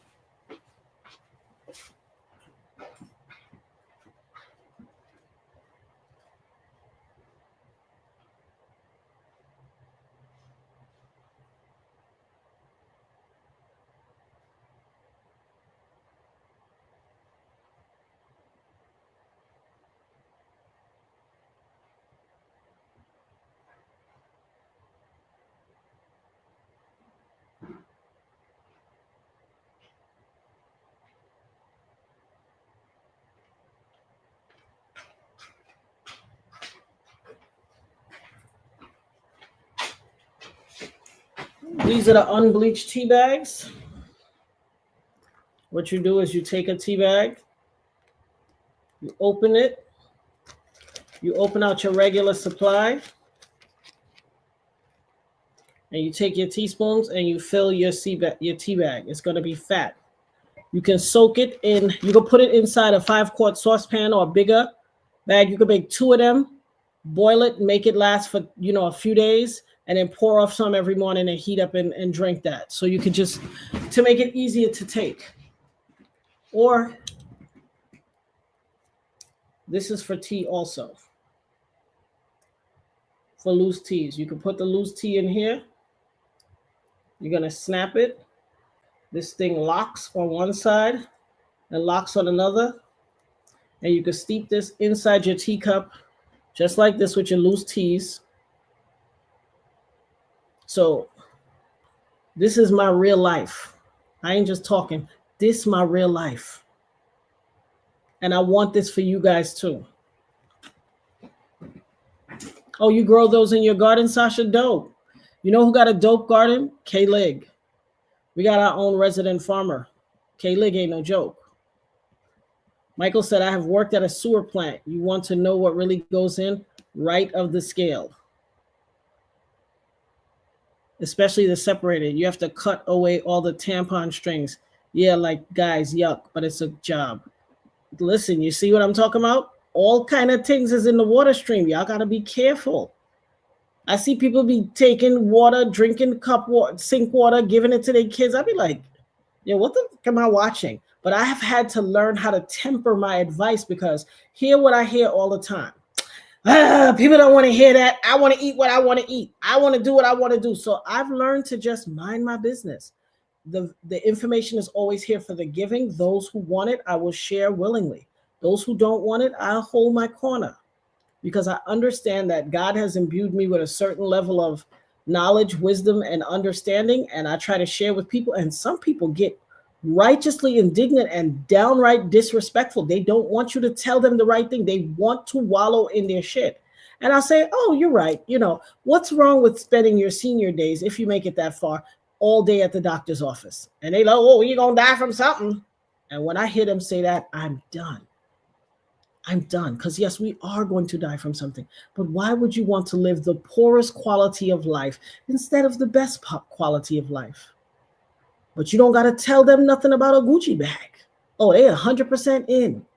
So, like you said, yeah, it's hard giving good advice. That's right. It's hard to keep good advice to yourself, and it's hard to share it with people who don't want to hear. Oh, Keisha said she finally invested in a bug out bag. It was $159 on Amazon. I'm not playing the tiny. There you go, girl. We're going to do our bug out bag show. I'm not even going to say it no more because I can feel K-Lig wrapping up her whip to lash me. We talk about this all the time. She going to get me. She like, I don't want to hear you say it now one more time. The views and opinions expressed by the Dopest Nerd are protected under the First Amendment of the United States Constitution. Guys, we're into the 4-hour marks. We never feel like we be here this long. Michelle laughing at me. Yes, K-Lig is going to flog me. That is an old thing my uncle used to say, don't make me flog. Yeah, A flog apparently is really bad. Worse than an actual regular beating. A flog. I said, you ain't. I remember one time I got in trouble because I was like, you ain't flogging nothing. I'm calling my mother when I was in Trinidad. Baby, I got in trouble. Like, who this girl think she talking to? I was like, you're not going to flog me. I went downstairs to the coolie people downstairs and say, hi, I'm Miss Baby. I could use your phone. I had to call my mother in America. And she like, the man don't want nobody using the phone. Because of the way the Caribbean is, it's like a yard. It'd be like 4 or 5 houses or thing in a yard. And of course, the Indian people downstairs, they had, the money. And they had a phone. Everybody didn't have a house phone back then when I was younger in Trinidad. And so I said, could I call my mother? And she was like, oh, the man don't want you to use the phone. And then I just reach in my pocket and pull out some American dollars and say, I could give you this. She'd be like, hurry, call and do call your mother and done. And I'll be on there, hello, mommy. Uncle Steve said he gonna flog me. Baby. That'd be the end of that. But yes, those were the days. Those were the days. But I'm going to go take my dog out. That's right, honey. And when you use honey, you cannot use a metal spoon in your honey. You have to use a wood spoon in your honey, because the metal spoon will take away the properties of the honey and make it go bad. So you make sure you get a wood spoon to put into your honey.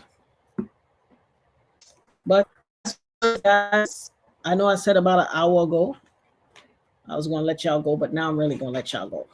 So Lord willing and the creek don't rise. I hope you guys have gotten amazing information that helped and protected you. I'm going to learn how to cut these shows so I could save this informational part and cut it and put it on. I'm going to get somebody to do it. Whatever. Manuka honey is excellent. And if you are having eye problems, Manuka honey and spring water, you could dilute a little and drop it in your eye. It will clear up your vision. Yes. But you got to dilute the Manuka honey till the Manuka honey and the spring water till the water it's thick enough with the density of the honey, but it's watery enough as a dropper. And then you can drop bloop, bloop, like 2-3 drops in each eye, and you're going to be shocked to see how your eyes clear up. But I am not a doctor, and Kayla, can we have the disclaimer about the medical information? You're welcome, Yvonne. Later, everybody. I love you all. Yes, Mokabi said, fun fact, real honey has memory. That's right. Make sure you're using real honey, because there's some bootleg honey out there too. Yep, it takes the shape of a honeycomb. Absolutely. Absolutely. Okay, Lig, give me the disclaimer for the health. I am not a doctor. This does not constitute medical advice. Use at your own risk. And trust me, what's really the risk is them pharmaceuticals, but you ain't heard it from me. I ain't want to gossip, so you ain't heard it from me. Keisha said, thank you, love. Laughing my IML. What is that? Hear the whip crack. Yup, listen. K-Lig be getting me with that whip, y'all. She be cracking it. She put on that sweet voice. Hello? Yes. Don't let me hear you talk about that anymore. When are we going to do it? She be getting on me, but justifiably so. I deserve it.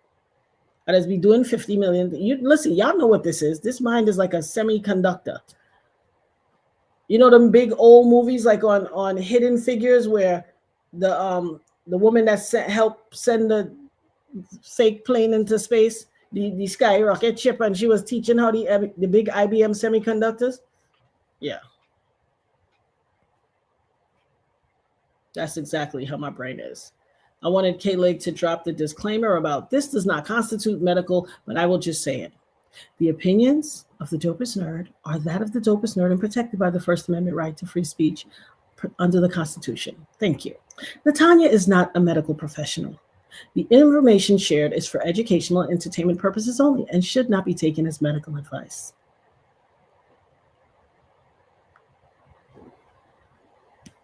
I love you guys. Lord willing and the creek don't. I stop putting up them 2 fingers because I hear that's what the shadow people be doing, and I ain't doing nothing they doing. Until we meet again, Lord willing and the creek don't rise. And thank you, Keisha. I'm glad my spirits are better too. Be blessed, family. It's good. I love you all. Love you all. And Sasha said, Dr. Natanya, we need a prescription. All right, let me write it on this tea bag. I go write the prescription right here. With this and this your prescription. Take 2 and call me in the morning. Take 2 and log on tomorrow morning. But Lord willing, and the creek don't rise tomorrow. Please God, I will see all you. Sleep well. K-Lig said, good night to the nerd herd. We appreciate your time and engagement. And make sure you bless the headmaster. $KAYLIGG. Don't forget, tithes and offerings. I love you guys. And the Dopest Dog says he love you all too.